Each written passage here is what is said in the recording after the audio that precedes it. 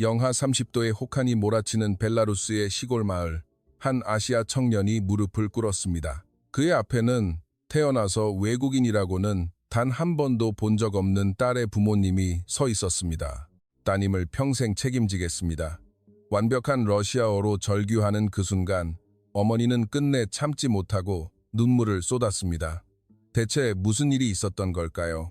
한 한국인 청년이 시베리아 벌판을 넘어 그곳까지 찾아온 진짜 이유. 그 이야기에 앞서 채널 구독과 좋아요, 그리고 어디에서 이 이야기를 듣고 계신지 댓글로 알려주세요. 여러분께 행운을 가져다 드릴 겁니다. 안녕하세요 여러분. 제 이름은 올가 발레리에브나 벨라루스 민스크 출신입니다. 28살에 저는 벨라루스 국립대학교에서 언어학을 전공하고 국제교류연구원으로 일하고 있었습니다. 제가 태어나고 자란 벨라루스는 동유럽에 위치한 내륙국으로 러시아와 국경을 맞대고 있습니다. 우리 가족은 전형적인 슬라브 문화권의 보수적인 가정이었습니다. 아버지, 바실리 알렉산드로비치는 민스크 근교에서 작은 농장을 운영하시는 60대 중반의 엄격한 분이셨습니다. 180cm가 넘는 건장한 체격에 회색 수염을 기르고 계셨죠. 평소에는 과묵하셨지만 한 번 입을 열면 그 말에는 무게가 실려 있었습니다. 특히 아버지는 가족의 전통을 무엇보다 중요하게 생각하셨습니다. 딸은 반드시 우리 문화권 남자와 결혼해야 한다. 외국 남자들은 우리의 전통과 가치관을 이해하지 못해. 아버지는 입버릇처럼 말씀하셨습니다. 소비에트 시대를 겪으신 세대라 외부 문화에 대한 경계심이 있으셨던 것 같습니다. 어머니, 타티아나 니콜라예브나는 아버지와는 정반대로 따뜻하고 다정한 분이셨습니다. 키는 160cm 정도로 아담하셨지만 활기찬 성격으로 집안의 분위기를 밝게 만드셨죠. 매일 아침 6시에 일어나 정성껏 아침을 준비해 주셨고 저녁에는 뜨개질을 하며 제 하루 일과를 듣는 것을 좋아하셨습니다. 어머니 역시 보수적인 생각을 가지고 계셨지만 아버지보다는 열린 마음을 가지고 계셨습니다. 올가, 외국에서 공부하는 건 좋지만 결혼은 우리끼리 해야 한단다. 같은 문화권에서 자란 사람과 결혼해야 말도 통하고 마음도 통하는 법이야. 그래야 평생 행복하게 살 수 있지. 어머니는 제게 자주 이렇게 말씀하시곤 했습니다. 우리 집은 민스크에서 차로 1시간 정도 떨어진 작은 마을에 있었습니다. 2층짜리 목조주택으로 앞마당에는 어머니가 가꾸시는 아름다운 화단이, 뒷마당에는 아버지의 텃밭과 작은 과수원이 있었죠.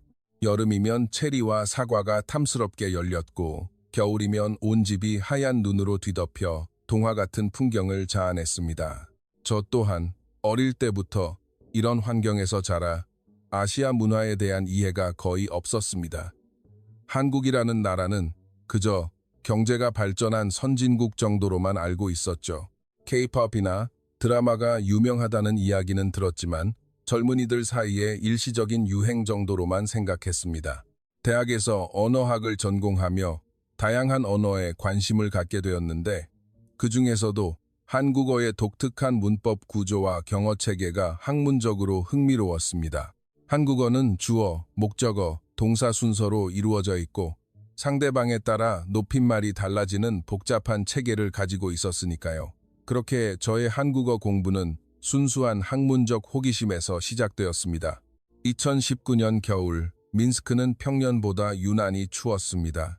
12월부터 영하 25도 아래로 떨어지는 날이 계속되었고 눈은 허리까지 쌓였습니다.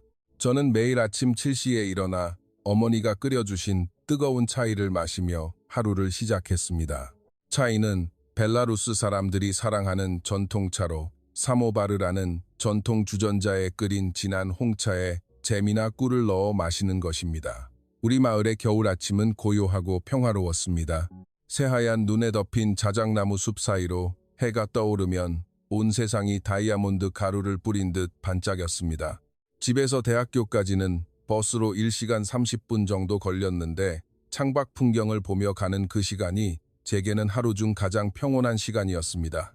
대학교 언어학과 연구실에서의 일과는 규칙적이었습니다. 오전에는 한국어 텍스트 번역 작업을 하고 오후에는 언어학 이론 연구를 했습니다. 제가 맡은 프로젝트는 한국 현대 문학 작품을 러시아어로 번역하는 것이었는데 특히 한국인들의 정서가 담긴 표현을 어떻게 러시아어로 옮길지 고민하는 시간이 많았습니다. 연구실 동료들은 대부분 독일어나 영어를 전공하는 친구들이었습니다. 그래서 제가 한국어를 공부한다고 하면 늘 신기하다는 듯 물었습니다. 정말 특이한 선택이네. 왜 하필 한국어야? 저는 대답했습니다. 한국어의 언어학적 특성이 정말 흥미로워. 그리고 한국이 가진 독특한 전통과 현대성의 조화가 경이로워서 그 문화를 직접 경험해보고 싶어. 점심시간에는 동료들과 함께 학교 식당에서 식사를 했습니다. 주로 보르시나 솔체카 같은 전통 수프에 흑빵을 곁들여 먹었죠. 식사를 하며 서로의 연구 주제나 일상적인 이야기를 나누는 시간이 즐거웠습니다. 가끔 제가 한국에서 배운 새로운 표현이나 문화적 차이점 등을 설명해주면 친구들이 신기해했습니다. 오후 연구 시간에는 주로 한국어 문법 책을 읽거나 한국 문화에 관한 논문을 번역했습니다. 특히 한국의 경어체계는 정말 복잡했습니다. 나이, 사회적 지위, 친밀도에 따라 말의 형태가 완전히 달라지는 시스템이었으니까요. 러시아어에도 존댓말이 있지만 한국어만큼 세분화되어 있지는 않았습니다. 저녁 6시가 되면 집에 가는 버스를 탔습니다. 겨울에는 4시만 되어도 어두워지기 시작해서 집에 도착할 때쯤이면 완전히 밤이었습니다. 버스 창문에 입김을 불어 그림을 그리거나 한국어 단어를 써보며 시간을 보냈습니다. 그런 소소한 즐거움이 한국 유학을 기다리는 설렘을 더해주었습니다. 집에 도착하면 어머니가 항상 저녁을 준비해두고 기다리셨습니다. 올가, 오늘 하루 어땠니? 연구는 잘 되어가? 어머니는 그렇게 물으시며 제 하루 일과를 궁금해하셨습니다. 저녁 식사는 우리 가족이 하루를 마감하는 소중한 시간이었습니다. 아버지는 농장 일을 마치고 돌아오시면 늘 피곤한 기색이 역력했지만 식탁에서는 제 이야기에 귀를 기울여 주셨습니다. 한국에 대해 새로 알게 된 건 있느냐? 한국 사람들은 성격이 어떻다더냐? 아버지는 그렇게 물어보셨습니다. 겉으로는 무뚝뚝하셨지만 속으로는 제가 하는 일에 관심이 많으셨던 겁니다. 저녁 식사 후에는 온 가족이 거실에 모여 앉아 차를 마시며 텔레비전을 시청했습니다. 주로 뉴스나 다큐멘터리를 봤는데 가끔 한국 관련 뉴스가 나오면 온 가족이 관심을 갖고 지켜보았습니다. 특히 한국의 정보 기술이나 자동차 산업 뉴스가 나올 때마다 아버지는 말씀하셨습니다. 정말 대단한 나라로구나. 9월, 운명을 바꿀 소식이 들려왔습니다. 벨라루스 국립대학교에서 한국 교환학생 프로그램을 모집한다는 공고였습니다. 서울의 한 대학교와 자매결연을 맺어 매년 2명의 학생을 6개월간 파견하는 프로그램이었습니다. 교환학생 프로그램 합격 소식을 가족에게 전한 후부터 집안의 분위기가 미묘하게 바뀌기 시작했습니다. 겉으로는 축하해주면서도 속으로는 걱정이 많으신 듯 했습니다. 특히 아버지는 더욱 노골적으로 외국인 남성에 대한 경계심을 드러내셨습니다. 올가, 아시아 남자들과는 너무 가깝게 지내지 마라. 아버지는 여러 번 당부하셨습니다. 그들의 문화는 우리와 완전히 달라. 특히 여성에 대한 태도가 많이 다를 것이다. 우리는 여성을 동등한 파트너로 생각하지만 그들은 아직 가부장적인 사고가 남아있다고 들었다. 삼촌인 미하일도 마찬가지였습니다. 주말에 우리 집에 놀러와서는 이렇게 말했습니다. 올가, 동양 남자들은 조심해야 해. 내가 듣기로는 결혼 전에는 엄청 로맨틱하고 다정하게 잘해주다가 결혼하면 완전히 돌변한단다. 여자를 소유물로 생각하고 집안에만 가둬두고 자유를 주지 않는다는 얘기도 들었어. 특히 한국은 아직 전통 문화의 영향이 강해서 며느리에게 엄청 엄격하다고 하더라. 삼촌은 편견이 가득한 말들을 쏟아냈습니다. 이모인 갈리나도 비슷한 걱정을 했습니다. 올가, 공부는 좋지만 거기서 남자친구 만들 생각은 하지 마라. 문화가 너무 달라서 나중에 문제 될 거야. 말도 그렇고 생활 방식도 완전히 다른데 어떻게 평생을 함께 살아. 그냥 경험 삼아 구경만 하고 오너라. 어머니도 속으로는 걱정이 많으셨지만 겉으로는 이렇게 말씀하셨습니다. 우리 올가는 똑똑하니까 알아서 잘하겠지. 공부 열심히 하고 안전하게만 다녀오면 된단다. 하지만 제가 짐을 싸는 모습을 볼 때마다 걱정스러운 표정을 감추지 못하셨습니다. 마을 사람들의 반응도 복잡했습니다. 이장님은 말했습니다. 올가가 한국에 공부하러 간다니 대단하구나. 우리 마을의 자랑이야. 하지만 너무 오래 있지는 마라. 외국 문화에 물들면 우리 전통을 잊어버릴지도 모르니까. 마을 할머니들은 더 노골적이었습니다. 올가, 공부는 좋지만 결혼은 꼭 우리나라 남자랑 해야 한다. 외국 남자들은 믿을 수가 없어. 특히 동양 남자들은 우리랑 생김새도 다르고 문화도 다른데 애가 어떻게 나올지 어떻게 알아. 이러한 주위의 편견 어린 말들이 제 마음을 더욱 무겁게 짓눌렀습니다. 물론 저도 처음에는 단순히 언어와 문화를 공부하러 갈 생각이었지만 주위에서 계속해서 경고를 들으니 괜한 부담감이 생겼습니다. 정말 아무 일 없이 공부만 하고 올 수 있을까 하는 의문이 들기 시작했습니다. 특히 걱정되는 것은 제 자신이었습니다. 저는 원래 호기심이 많고 새로운 사람들과 금방 친해지는 성격이었으니까요. 만약 한국에서 인연을 만나게 된다면 가족의 반대를 무릅쓰고 관계를 이어갈 수 있을까? 아니면 가족의 말대로 공부만 하고 돌아와야 할까? 출국 한 달 전 대학교 지도 교수님과 면담을 했습니다. 교수님은 조언해 주셨습니다. 올가, 한국에서 많은 것을 배우고 오너라. 하지만 너무 감정적으로 휩쓸리지는 말거라. 학업에 집중하는 것이 가장 중요해. 특히 인간관계에서는 신중해야 한다. 문화적 차이로 인한 오해가 생길 수 있으니까. 친한 친구인 나타샤는 더 솔직했습니다. 올가, 솔직히 나도 걱정돼. 내 성격이 워낙 순수해서 사람을 금방 믿잖아. 한국 남자들이 어떤지는 모르겠지만 너무 쉽게 마음 주지 마. 6개월 뒤에는 어차피 돌아와야 하는데 감정적으로 복잡해지면 너만 힘들어져. 이러한 걱정들이 계속 겹치니 출국일이 다가올수록 설렘보다는 불안감이 더 커졌습니다. 밤에 혼자 있으면 정말 괜찮을까? 혹시 가족들이 걱정하는 일이 실제로 일어나지는 않을까? 하는 생각이 들었습니다. 어느 날 밤 어머니가 제 방으로 들어와 진지하게 말씀하셨습니다. 올가, 엄마가 한 가지 부탁이 있단다. 한국에 가서 어떤 사람을 만나든 항상 신중하게 생각하렴. 특히 남자 문제에 있어서는 더더욱 조심해야 해.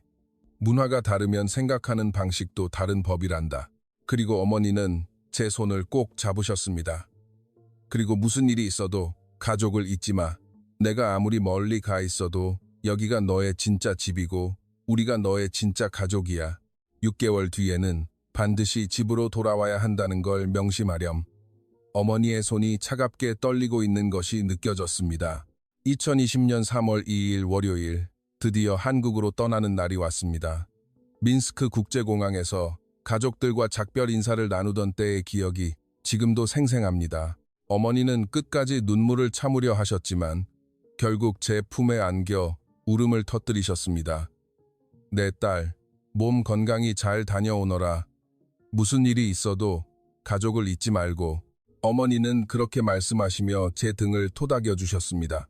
10시간의 긴 비행 끝에 인천국제공항에 도착했을 때의 첫인상은 정말 강렬했습니다. 공항의 규모부터 압도적이었습니다. 민스크 공항과는 비교도 안 될 만큼 크고 현대적이었습니다. 모든 것이 체계적이고 깨끗하게 정리되어 있었고 안내 표지판도 명확했습니다. 공항 직원들의 친절함과 질서정연한 시스템에 첫 번째 놀라움을 느꼈습니다. 서울의 대학교 언어교육원에 도착한 것은 오후였습니다. 국제학생 오리엔테이션이 진행되고 있었고 전 세계에서 온 다양한 학생들이 모여 있었습니다. 그 중에서도 한국 학생들의 예의 바른 모습이 인상적이었습니다. 서로 인사할 때 정중하게 고개를 숙이고 윗사람에게는 더욱 공손하게 대하는 모습을 보며 저는 느꼈습니다. 이 나라 사람들은 정말 예의를 중요하게 생각하는구나. 그날 오후 운명적인 만남이 시작되었습니다. 국제학생 환영 리셉션에서 각국 학생들을 위한 통역 자원봉사자들이 배치되어 있었는데 그중 러시아어 담당이었던 민준이라는 남학생이 제게 다가왔습니다. 민준 씨는 키가 175cm 정도 되는 단정한 외모에 검은 뿔테 안경을 쓰고 있었습니다. 첫인상은 정말 반듯하고 성실해 보였습니다. 말할 때도 차분하고 신중한 느낌이었죠. 무엇보다 눈빛이 맑고 진실해 보였습니다. 그가 제게 다가와 인사를 건넸습니다. 안녕하세요. 벨라루스에서 오셨군요. 정말 먼 길 오셨네요. 유창한 러시아어였습니다. 저는 깜짝 놀랐습니다. 발음이 정확했을 뿐만 아니라 억양도 자연스러웠습니다. 아시아인이 제 모국어를 이렇게 잘하는 것은 처음 봤기 때문입니다. 순간 심장이 한 박자 빠르게 뛰는 것을 느꼈습니다. 어떻게 러시아어를 그렇게 잘하세요? 제가 묻자 민준 씨는 겸손하게 웃었습니다. 국제경영학과 4학년인데 러시아를 부전공하고 있습니다. 동유럽 문화에 관심이 많아서 2년 전부터 독학으로 시작했는데 벨라루스 분을 실제로 만나 뵙게 되어 정말 기쁩니다. 그의 진지하고 성실한 모습에서 다른 한국 남학생들과는 차별되는 무언가를 느꼈습니다. 말하는 태도도 정중했고 질문을 할 때도 진심으로 궁금해하는 기색이 역력했습니다. 벨라루스 문화는 어떤가요? 러시아와는 어떤 차이가 있나요? 그는 제 말에 집중해서 귀를 기울여 주었습니다. 저는 대답했습니다. 벨라루스는 러시아와 비슷하지만 좀 더 온화한 편이에요. 사람들도 조용하고 자연을 사랑하죠.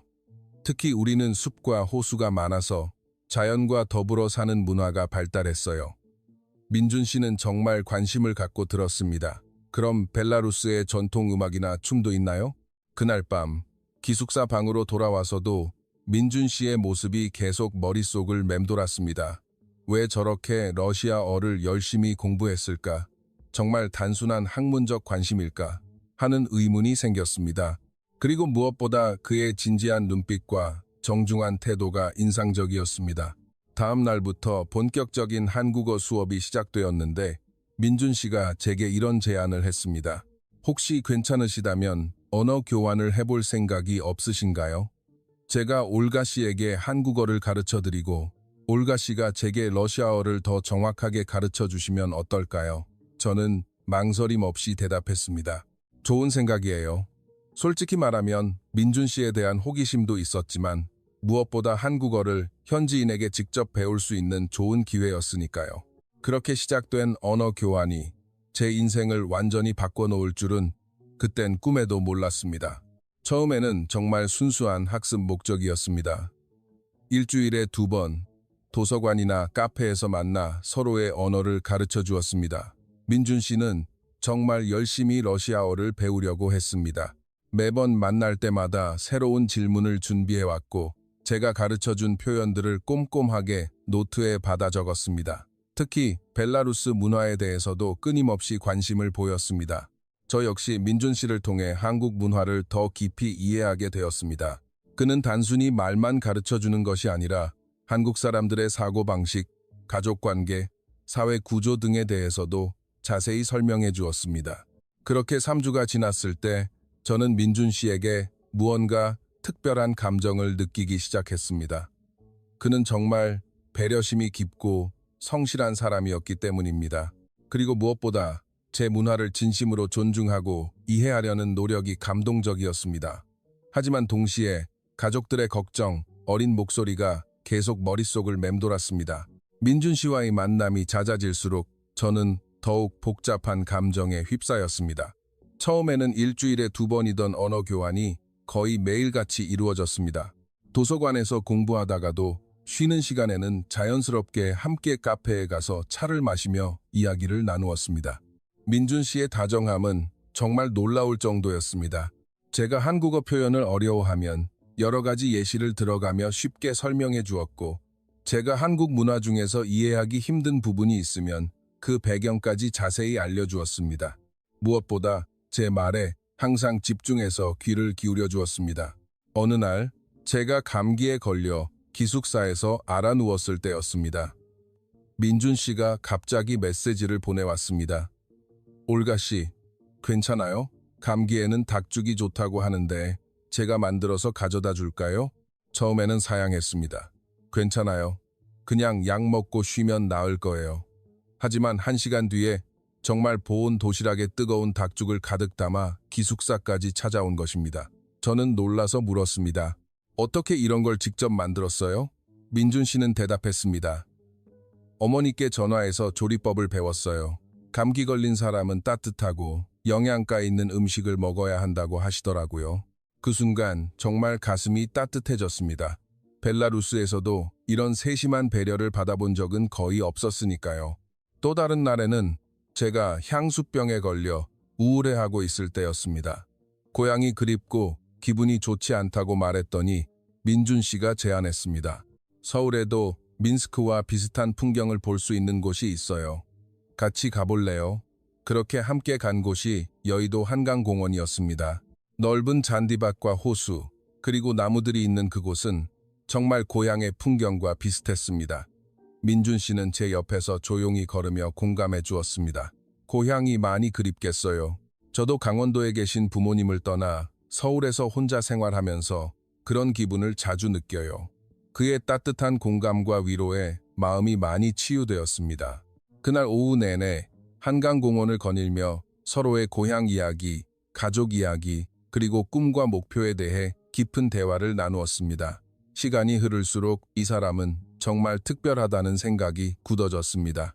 다른 한국 남학생들이 가벼운 만남을 추구하거나 외국인 여학생에게 호기심 어린 시선을 보내는 것과는 달리 민준 씨는 항상 진지하고 깊이 있는 대화를 나누려고 했습니다.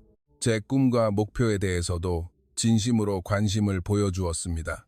올가 씨는 앞으로 어떤 일을 하고 싶어요? 그렇게 묻기에 저는 대답했습니다. 언어학자가 되어서 한국어와 러시아어를 잇는 연구를 하고 싶어요. 두 언어 사이의 문화적 차이점과 공통점을 연구해서 상호 이해를 높이는 데 기여하고 싶어요. 그러자 민준 씨가 눈을 반짝이며 진심으로 응원해 주었습니다. 정말 멋진 꿈이네요.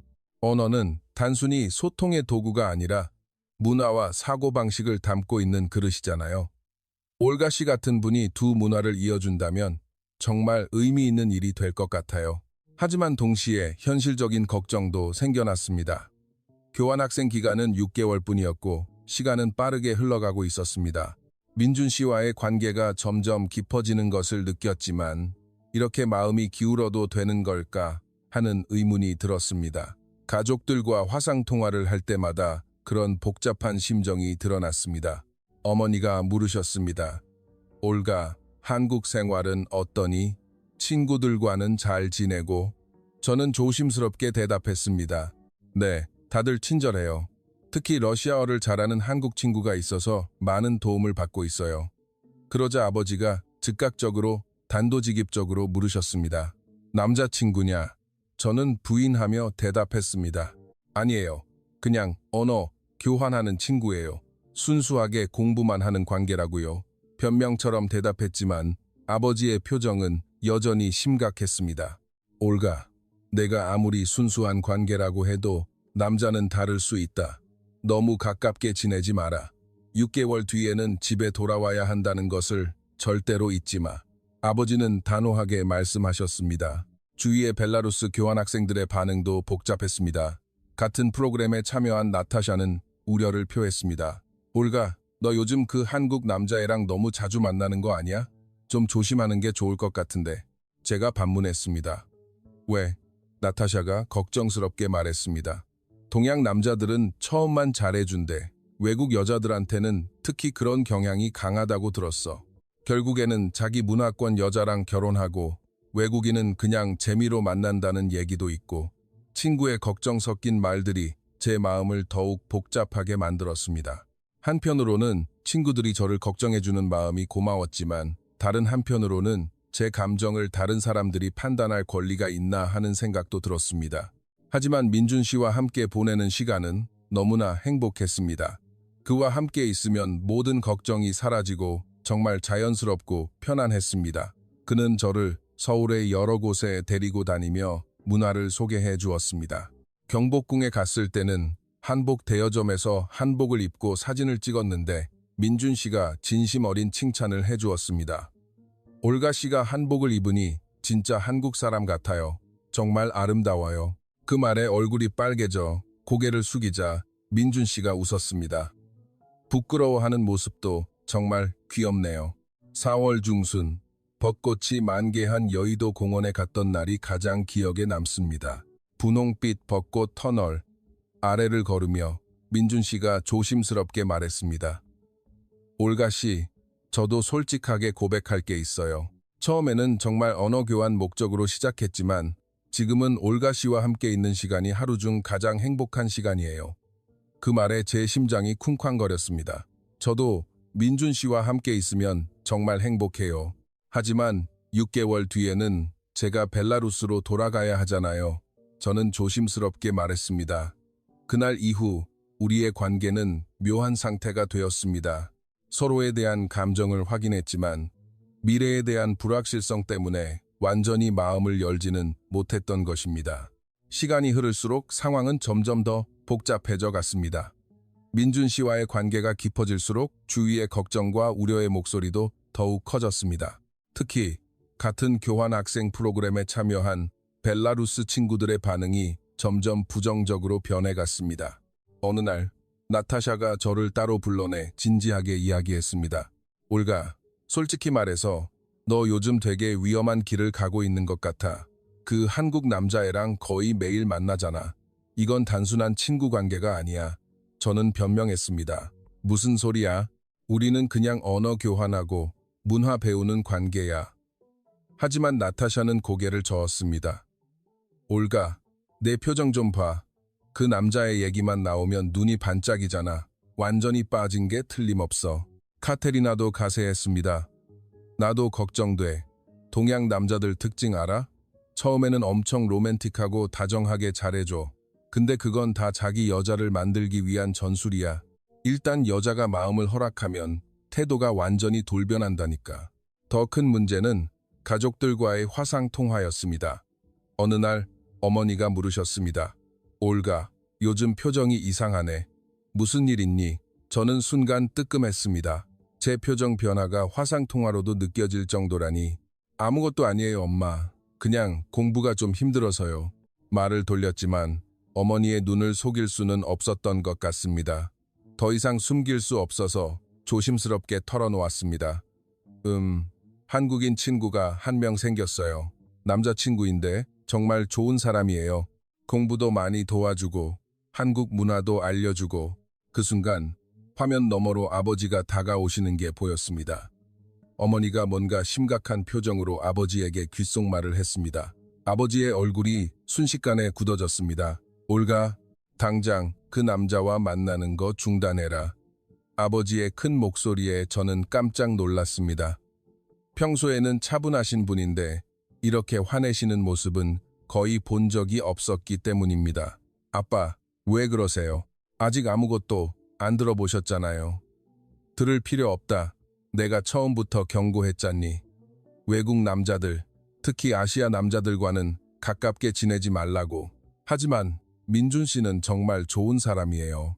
아빠가 직접 만나보시면 알 거예요. 민준? 이름까지 다 알고 있는 게냐? 아버지가 한숨을 깊게 쉬며 말했습니다. 올가, 내가 지금 얼마나 위험한 상황에 처해 있는지 모르는구나. 그날의 화상통화는 서로에게 상처만 남긴 채 끝났습니다. 아버지는 최후 통첩을 하셨습니다. 2주 안에 그 남자와 관계를 정리하고 공부에만 집중해라. 그렇지 않으면 당장 귀국시킬 줄 알아. 저는 반발했습니다. 아빠는 제 마음도 모르면서 왜 그렇게 독단적이세요? 며칠 후 상황은 더욱 복잡해졌습니다. 벨라루스 대학교의 담당 교수님에게서 연락이 온 것입니다. 올가, 자네 부모님께서 연락하셨더군. 자네가 그곳에서 남자 문제로 공부에 집중하지 못하고 있다고 말씀하시던데 정말 그런가? 교수님까지 알게 되다니 정말 당혹스러웠습니다. 교수님? 그런 일 없어요. 저는 공부도 열심히 하고 있고 성적도 잘 나오고 있습니다. 성적이야 그렇겠지. 하지만 올가, 교환학생 프로그램의 목적을 잊어서는 안 돼. 자네는 학문적 경험을 쌓으러 간 것이지 개인적인 관계를 만들러 간 것이 아니야. 엎친 데 덮친 격으로 같은 기숙사에 사는 다른 나라 교환 학생들의 시선도 느껴지기 시작했습니다. 독일에서 온 한나는 우회적으로 우려를 표했습니다. 올가, 너 요즘 그 한국 남자애랑 너무 자주 만나는 것 같던데 괜찮아? 프랑스에서 온 마리도 비슷한 이야기를 했습니다. 모든 사람들이 저를 걱정한다는 명목으로 저에 대해 부정적인 의견을 표하니 점점 위축되고 혼란스러웠습니다. 정말 내가 잘못된 길을 가고 있는 걸까? 모든 사람이 반대하는데 나 혼자만 옳다고 생각하는 게 말이 되나? 그런 상황에서 민준 씨와의 만남도 예전만큼 편안하지 않았습니다. 민준 씨도 제 상황을 알고 있었기에 조심스러워하는 것이 느껴졌으니까요. 예전에는 자연스럽게 손을 잡거나 어깨에 손을 올리곤 했는데 이제는 그런 스킨십도 조심스러워했습니다. 어느 날 저는 민준 씨에게 단도직입적으로 물어보았습니다. 민준 씨, 솔직하게 말해주세요. 우리 관계 때문에 민준 씨도 부담스럽죠? 민준 씨가 잠시 망설이다가 솔직하게 대답했습니다. 부담이 안 된다면 거짓말이겠죠. 하지만 그건 올가 씨 탓이 아니라 상황 탓이에요. 저도 제 부모님께 올가 씨 이야기를 했는데 첫 반응이 좋지 않으셨어요. 민준 씨 부모님도 반대하세요? 완전히 반대하시는 건 아니지만 걱정을 많이 하세요. 외국인과의 연애는 신중해야 한다. 문화적 차이를 충분히 고려해야 한다. 이런 말씀을 하시더라고요. 그 말을 들으니 더욱 절망적이었습니다. 양쪽 가족 모두 우리의 관계를 반대하고 있다니, 게다가 교환학생 기간은 점점 줄어들고 있었습니다. 민준 씨도 그런 현실을 인식하고 있는 듯 했습니다. 올가 씨, 우리 좀 냉정하게 생각해 볼 필요가 있는 것 같아요. 지금처럼 계속 가는 건 서로에게 상처만 될지도 몰라요. 그 말에 가슴이 덜컥 내려앉았습니다. 그게 무슨 뜻이에요? 올가 씨도 알잖아요. 몇 달 뒤면 벨라루스로 돌아가야 하고 저는 한국에 남아 있어야 해요. 그리고 양가 부모님들도 모두 반대하시고요. 그래서 포기하자는 말이에요. 민준 씨가 잠시 침묵하다가 말했습니다. 포기하자는 게 아니라 좀 더 신중하게 접근했으면 좋겠어요. 그날 우리는 처음으로 크게 다투었습니다. 서로에게 상처만 남긴 채 헤어졌고 며칠 동안은 연락도 하지 않았습니다. 그 며칠이 정말 힘들었습니다. 민준 씨가 없는 하루가 이렇게 공허할 줄은 몰랐으니까요. 하지만 동시에 역시 다들 말이 맞았나? 나 혼자만 착각하고 있었나 하는 생각도 들었습니다. 일주일 후 민준 씨가 먼저 연락을 해왔습니다. 올가 씨, 이번 주말에 시간 있어요? 할 얘기가 있어요. 우리는 한강이 보이는 카페에서 만났는데 민준 씨의 표정이 평소와 달리 무척 진지했습니다. 잠시 침묵하며 강물을 바라보던 그가 천천히 입을 열었습니다. 올가 씨, 지난 일주일 동안 정말 많은 생각을 했어요. 우리 관계에 대해서, 그리고 앞으로 어떻게 해야 할지에 대해서요. 제 가슴이 두근거렸습니다. 민준 씨의 표정에서 좋지 않은 예감이 들었기 때문입니다. 저는 올가 씨를 정말 좋아해요. 이건 변하지 않는 사실이에요. 하지만 현실적으로 생각해보면 우리에게는 너무나 많은 장벽이 있는 것 같아요. 어떤 장벽을 말하는 거예요? 일단 거리 문제가 있어요.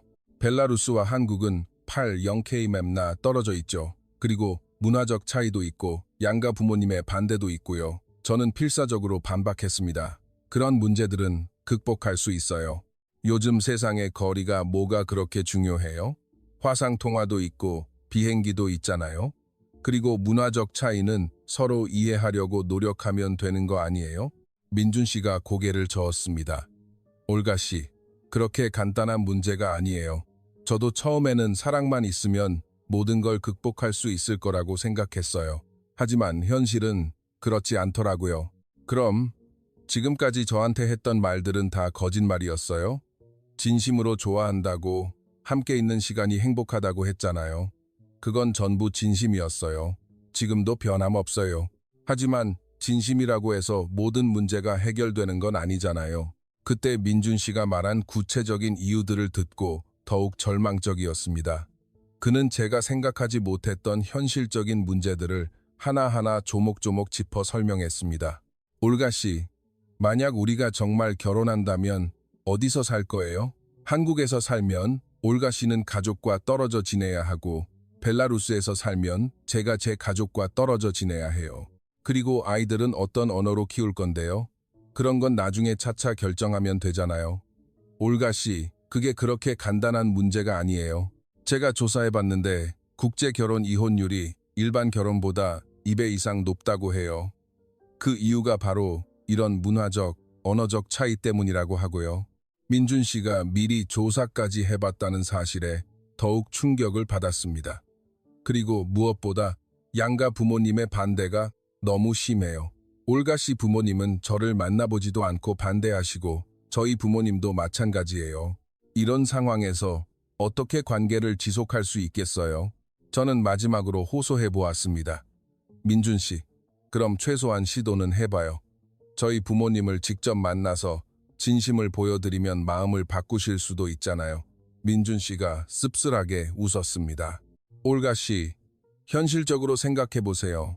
제가 벨라루스까지 가서 올가 씨 부모님을 설득한다고 해도 말도 통하지 않고 문화도 모르는 상황에서 어떻게 신뢰를 쌓겠어요? 러시아어 할 수 있잖아요. 기초 회화 정도죠. 부모님께 제 진심을 전달할 정도로는 부족해요. 그날의 대화는 결국 결론에 도달하지 못한 채 끝났습니다. 민준 씨는 좀 더 시간을 갖고 생각해 보자고 했지만 그의 표정에서는 이미 결론이 나 있는 듯 했습니다. 그 다음 주부터 민준 씨와의 만남 횟수가 현저히 줄었습니다. 예전에는 거의 매일 만났는데 이제는 일주일에 한두 번 정도만 언어 교환을 위해 만났습니다. 그마저도 예전처럼 편안하고 자연스럽지 않았습니다. 민준 씨는 의도적으로 거리를 두려는 것 같았습니다. 예전에는 카페에서 몇 시간씩 앉아 이야기했는데 이제는 1시간 정도 공부하면 오늘은 이만할까요? 라며 자리를 뜨려고 했습니다. 더 가슴 아픈 것은 민준 씨의 태도 변화였습니다.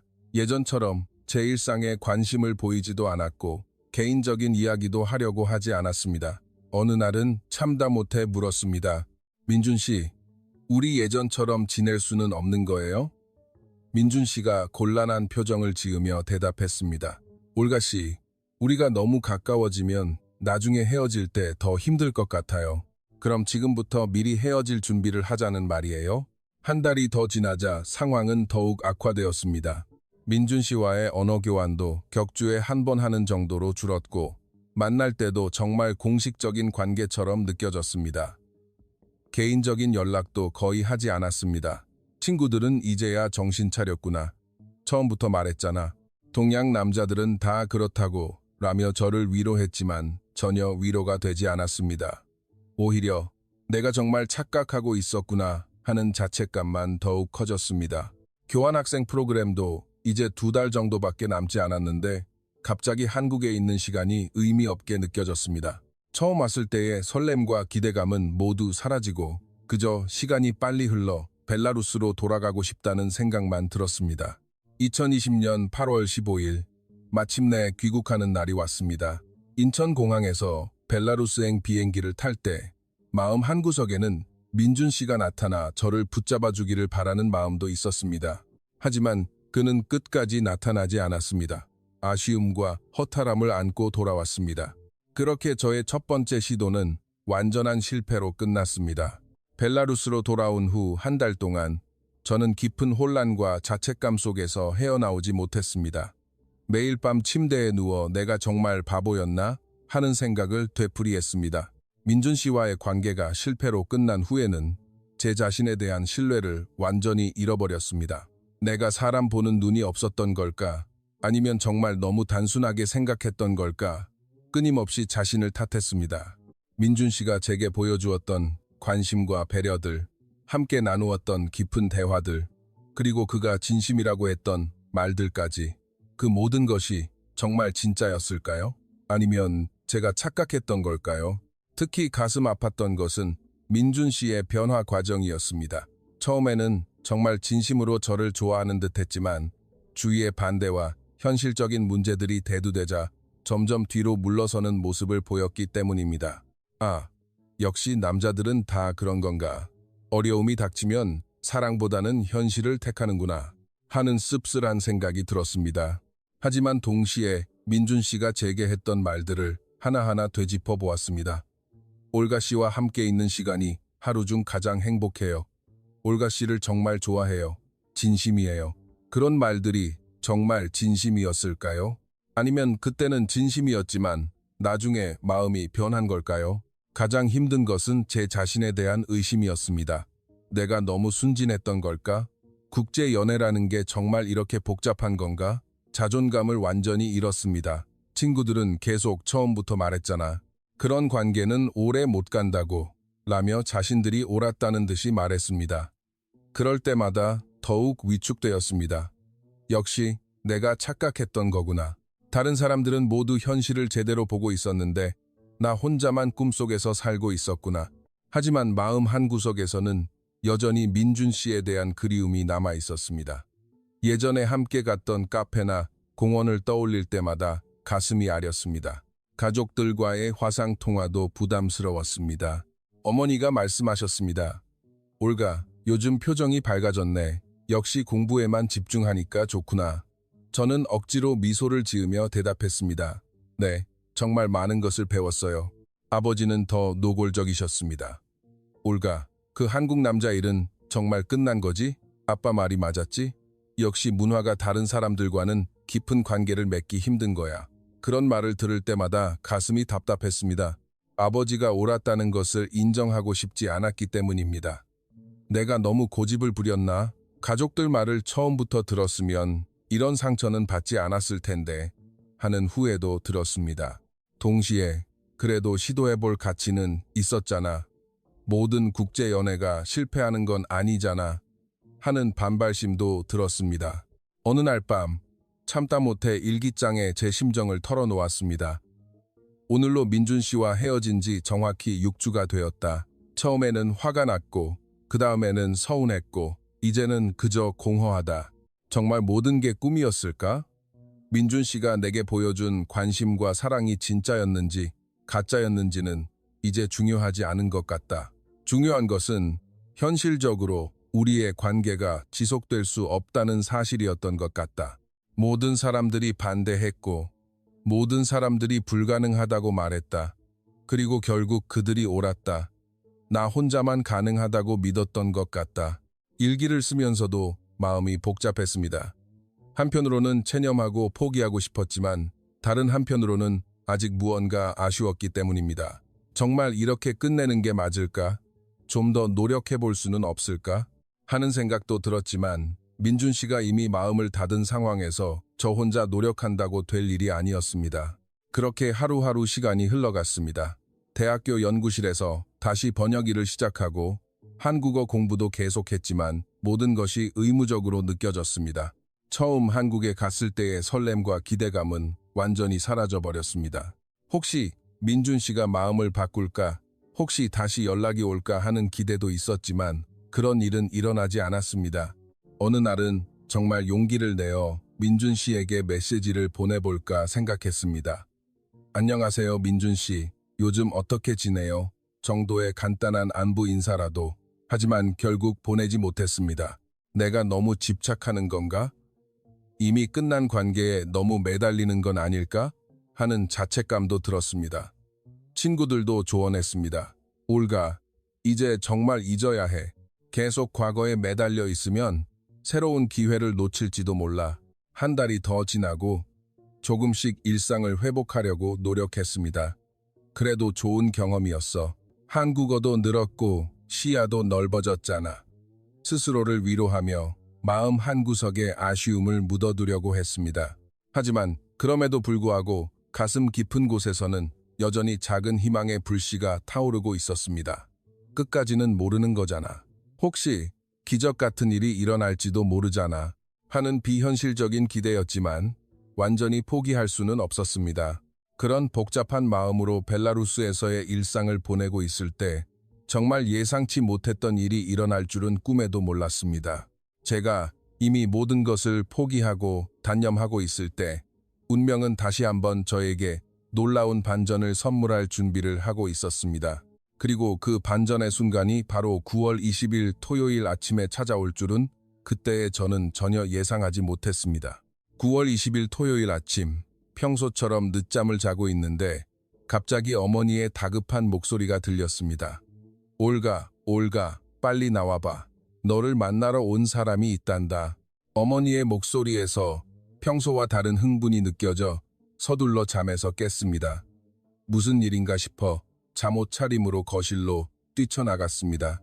그런데 정말 믿을 수 없는 광경이 펼쳐져 있었습니다. 우리 집 현관에 한 아시아 남성이 커다란 여행 가방을 끌고 서 있는 것이었습니다. 순간 현실감이 없었습니다. 꿈인가? 내가 지금 헛것을 보고 있나? 하지만 그 사람이 고개를 들어 저를 바라보는 순간 제 심장이 텄는 줄 알았습니다. 바로 민준 씨였기 때문입니다. 팔 영케물을 날아와 우리 집 앞에 서 있는 민준 씨를 본 순간 머릿속이 하얘졌습니다.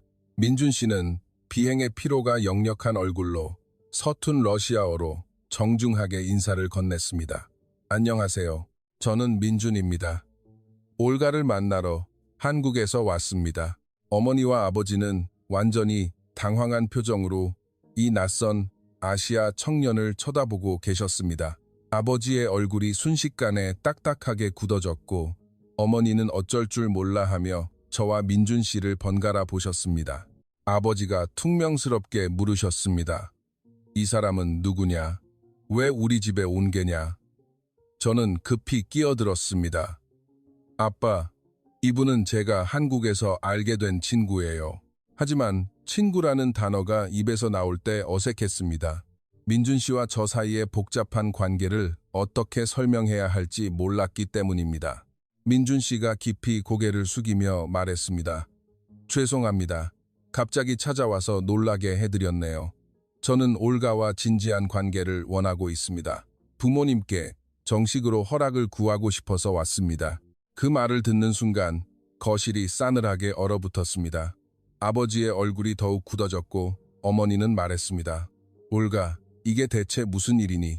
저 역시 완전히 당황했습니다.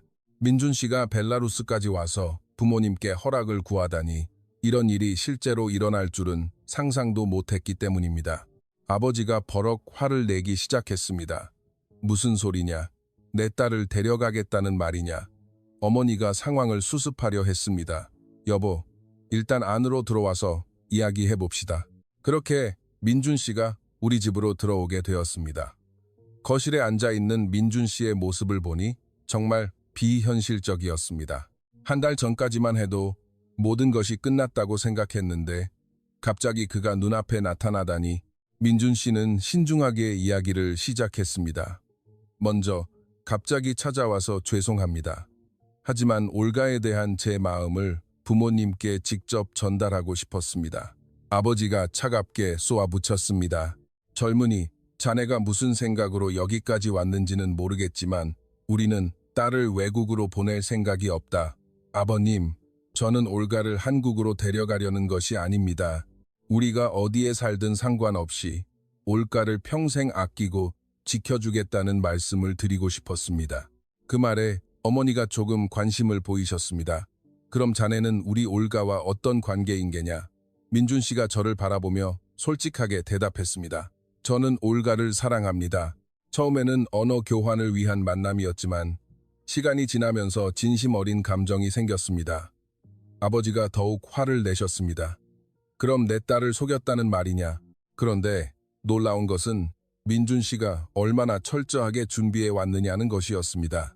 벨라루스에 오기 전 몇 달 동안 러시아어를 더욱 집중적으로 공부하고 벨라루스의 문화와 전통에 대해서도 깊이 조사해 왔던 것입니다. 저는 벨라루스가 얼마나 아름다운 나라인지 알고 있습니다.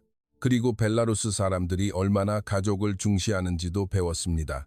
첫날 저녁 식사 때는 정말 어색했습니다. 하지만 민준 씨가 벨라루스의 식사 예절을 정확히 알고 있어서 놀랐습니다.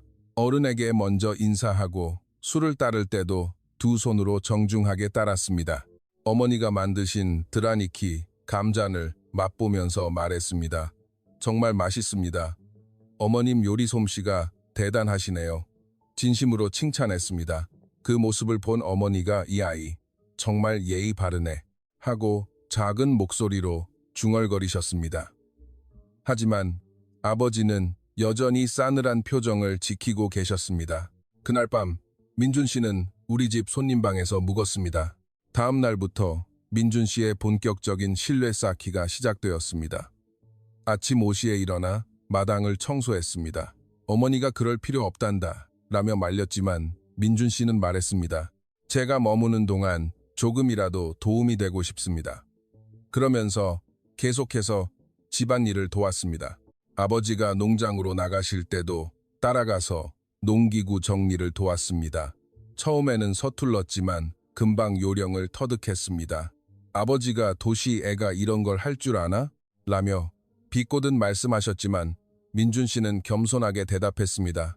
한국에서도 부모님 농사일을 도와드렸습니다. 놀랍게도 민준 씨의 부모님은 정말 강원도에서 작은 농장을 운영하고 계셨습니다. 그래서 농사일이 전혀 낯설지 않았던 것입니다. 아버지도 그런 민준 씨의 모습을 보고 조금씩 표정이 부드러워지는 듯 했습니다. 가장 인상적이었던 것은 민준 씨가 어머니에게 보인 정성이었습니다. 매일 아침 마을 시장에 가서 어머니가 좋아하시는 장미꽃을 사왔습니다. 한국에서는 어른께 꽃을 선물하는 것이 예의라고 배웠습니다. 라면서요. 어머니는 처음에는 당황스러워 하셨지만 점점 민준 씨의 진심을 느끼게 되셨습니다. 저녁 식사 때 민준 씨는 벨라루스 전통 음식을 정말 맛있게 먹었습니다. 보르시를 먹으며 말했습니다. 이 맛 정말 그리웠습니다. 한국에서도 만들어 먹어보려고 했는데 어머님 솜씨를 따라갈 수가 없었습니다. 어머니가 놀라서 물으셨습니다. 정말? 한국에서도 우리 음식을 만들어 먹었단 말이냐? 민준 씨가 대답했습니다. 네, 올가가 조리법을 알려줘서 몇 번 시도해봤습니다. 그런 이야기를 들으며 어머니의 마음이 점점 열리는 것이 느껴졌습니다. 우리 올가가 그런 걸 가르쳐줬단 말이니 기특한 것. 어머니는 그렇게 말씀하셨습니다. 민준 씨가 우리 집에 온 지 일주일이 지나자 분위기가 조금씩 바뀌기 시작했습니다. 그의 성실함과 진지함이 서서히 가족들의 마음을 움직이고 있었습니다. 처음에는 완전히 경계하던 아버지도 민준 씨의 성실한 모습을 보고 태도가 누그러지셨습니다. 특히 아버지가 감동한 것은 민준 씨의 농사일 솜씨였습니다. 어느 날 아버지가 민준 씨에게 물으셨습니다. 자네, 정말 농사일을 해본 적 있나? 민준 씨가 자세히 설명했습니다. 제 아버지가 강원도에서 10년째 농장을 운영하고 계십니다. 어릴 때부터 방학 때마다 농사일을 도왔습니다. 특히 고추, 마늘, 양파 농사를 주로 짓는데 제가 대학생이 된 후에도 바쁠 때는 늘 내려가서 돕고 있습니다. 아버지가 관심을 갖고 물으셨습니다. 그럼 농사가 얼마나 힘든지는 알겠구나. 민준 씨가 대답했습니다. 네, 정말 힘든 일이지만 보람도 큰 일이라고 생각합니다. 무엇보다 가족을 위해 땀 흘리시는 아버지를 보며 많은 것을 배웠습니다. 그런 대화를 나누면서 아버지와 민준 씨 사이에 묘한 공감대가 형성되는 듯 했습니다. 민준 씨는 단순히 우리 가족의 마음을 얻는 것에만 그치지 않았습니다. 그는 체계적이고 장기적인 계획을 가지고 있었습니다. 어느 날 저녁, 온 가족이 모인 자리에서 민준 씨가 자신의 계획을 설명했습니다. 아버님, 어머님, 저는 올가의 미래에 대해 진지하게 생각하고 있습니다. 만약 허락해 주신다면 제가 생각하는 계획을 말씀드리고 싶습니다. 아버지가 어디 한번 들어보자 라고 하자 민준 씨가 차근차근 설명하기 시작했습니다. 첫째, 저는 올가를 무조건 한국으로 데려가려는 생각이 없습니다. 올가가 원한다면 저도 벨라루스에서 살 의향이 있습니다. 둘째, 결혼 후에도 1년에 최소 2번은 이곳에 와서 부모님께 안부를 여쭙겠습니다. 셋째, 아이들에게는 한국어와 러시아어, 벨라루스어를 모두 가르쳐 두 문화의 뿌리를 잊지 않도록 하겠습니다. 어머니가 놀란 표정으로 물으셨습니다. 정말 그렇게 할 거니? 민준 씨가 단호하게 대답했습니다. 네, 약속합니다. 그리고 저는 이미 벨라루스에서 할 수 있는 일도 알아봤습니다. 한국 기업의 동유럽 진출을 돕는 컨설팅 회사나 한국과 벨라루스의 무역 관련 일들이 많이 있더라고요. 아버지가 물으셨습니다. 구체적으로 무슨 일을 할 건데? 민준 씨가 준비해온 자료를 꺼내 보였습니다. 한국의 IT 기업들이 동유럽으로 진출하려고 하는데 현지 사정을 아는 사람이 부족합니다. 저는 국제 경영을 전공했고 이제 러시아어도 할 수 있으니 그런 일을 할 수 있습니다. 그리고 올가 씨가 언어학 전문가이니 번역이나 통역 일도 함께 할 수 있고요. 정말 놀라웠습니다. 민준 씨가 여기까지 구체적으로 계획을 세워왔다니 그는 단순히 감정적으로 접근한 것이 아니라 현실적인 방안까지 모두 고려하고 있었던 것입니다. 그리고 무엇보다 저는 벨라루스 문화를 진심으로 존중합니다. 이미 러시아어 공부도 계속하고 있고 벨라루스의 전통과 역사에 대해서도 많이 배우고 있습니다. 올가의 뿌리를 소중히 여기겠습니다. 민준 씨가 말하며 벨라루스 역사책과 문화 관련 자료들을 보여주었습니다. 정말 정성을 다해 준비해온 것이 느껴졌습니다. 어머니가 감동한 표정으로 말했습니다. 이 아이 정말 생각이 깊구나. 아버지도 놀라워하며 말씀하셨습니다. 젊은이, 자네가 거기까지 생각하고 있을 줄은 몰랐네. 하지만 민준 씨의 계획은 거기서 끝이 아니었습니다. 그리고 저는 올가와 함께 두 나라를 잇는 문화 교류 사업도 하고 싶습니다. 한국 사람들에게 벨라루스의 아름다운 문화를 알리고 벨라루스 사람들에게도 한국의 좋은 문화를 소개하는 거죠. 제가 물었습니다. 구체적으로 어떻게? 민준 씨가 설명했습니다. 예를 들어 벨라루스의 전통 공예품을 한국에 소개하거나 한국의 화장품이나 식품을 벨라루스에 들여오는 거죠. 그리고 양국의 젊은이들이 교류할 수 있는 프로그램도 만들고 싶고요. 정말 상상도 못했던 구체적이고 원대한 계획이었습니다. 민준 씨는 단순히 저와 결혼하고 싶다는 것이 아니라 정말로 두 나라를 잇는 다리 역할을 하고 싶어 했던 것입니다. 그리고 무엇보다 저는 올가의 꿈을 응원하고 싶습니다. 올가가 언어학자로서 두 언어를 연구하는 일을 계속할 수 있도록 돕겠습니다. 제가 사업적인 부분을 담당하고 올가가 학문적인 부분을 맡아서 함께 일한다면 정말 의미 있는 일을 할 수 있을 거라고 생각합니다. 그 말을 듣고 저는 정말 감동했습니다. 민준 씨가 제 꿈과 목표까지 이렇게 진지하게 생각하고 있었다니. 한국에서 헤어질 때는 현실적인 문제만 이야기하던 그가 이제는 모든 문제에 대한 해결책을 준비해 온 것입니다. 아버지가 말했습니다. 젊은이, 자네가 정말 진심이라는 건 알겠다. 하지만 말로 하는 건 쉬워도 실제로는 어려울 수 있다. 민준 씨가 대답했습니다. 그래서 제가 직접 여기까지 온 것입니다. 말로만 하는 것이 아니라 행동으로 보여드리고 싶었습니다. 그리고 저는 이미 저희 부모님께도 모든 것을 말씀드렸습니다. 처음에는 걱정하셨지만 지금은 응원해주고 계십니다. 부모님도 올가를 만나 뵙고 싶어 하시고 벨라루스에도 꼭 와보고 싶다고 하십니다. 어머니가 놀라서 물으셨습니다. 정말? 민준이 부모님이 그렇게 말씀하셨단 말이냐? 민준 씨가 휴대폰으로 부모님과의 화상통화를 연결했습니다. 한국에 계신 민준 씨의 부모님이 화면에 나타나 서툰 러시아어로 인사를 건네셨습니다. 안녕하세요, 올가 씨 부모님. 민준 씨의 어머니가 말씀하셨습니다. 우리 민준이가 정말 좋은 사람을 만났다고 해서 기쁩니다. 올가 양을 제 딸처럼 사랑하겠습니다.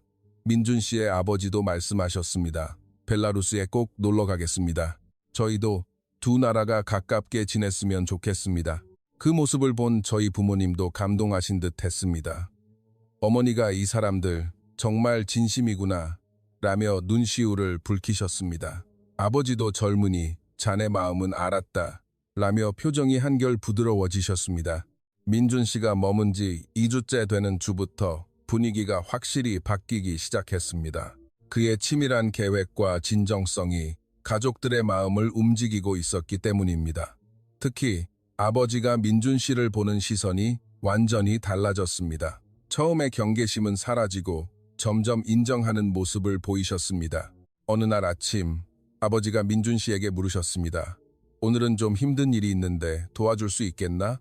낡은 농기구 창고를 정리하는 일이었는데 정말 힘들고 더러운 작업이었습니다.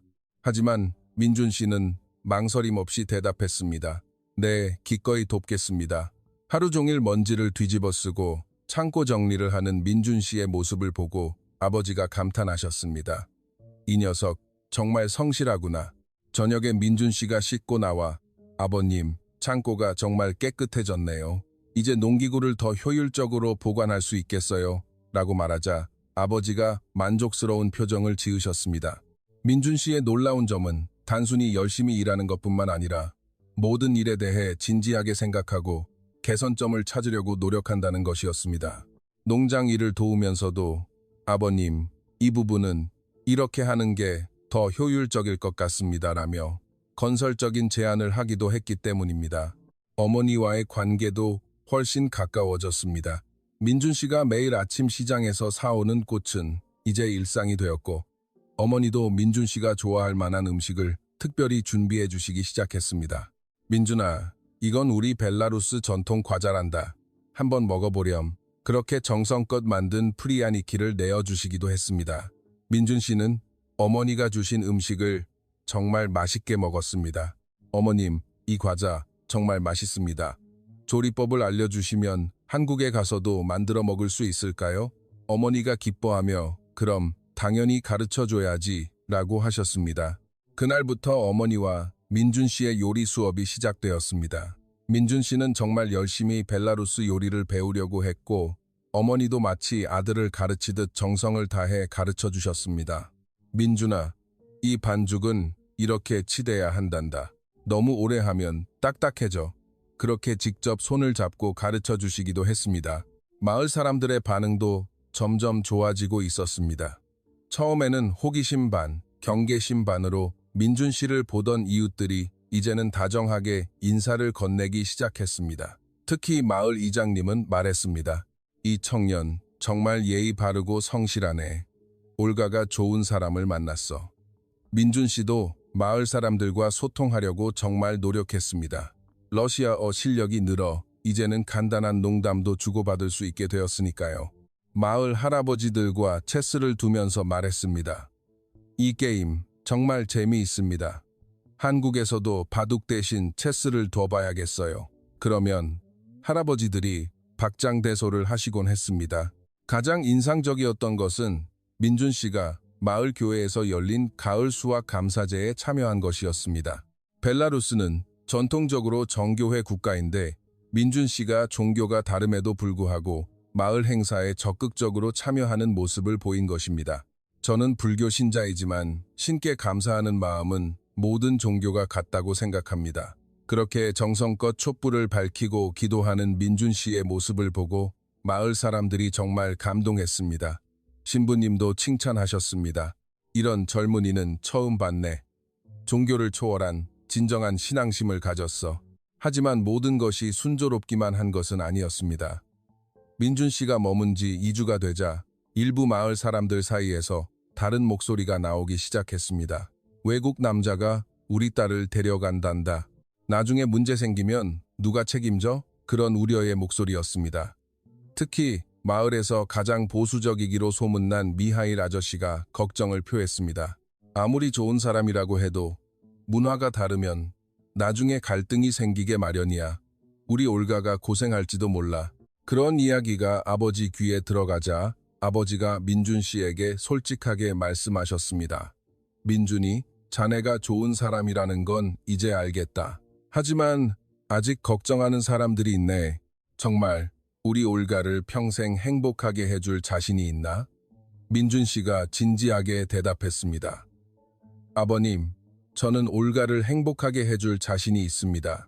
하지만 저 혼자서는 안 되고 올가와 함께 노력해야 한다고 생각합니다.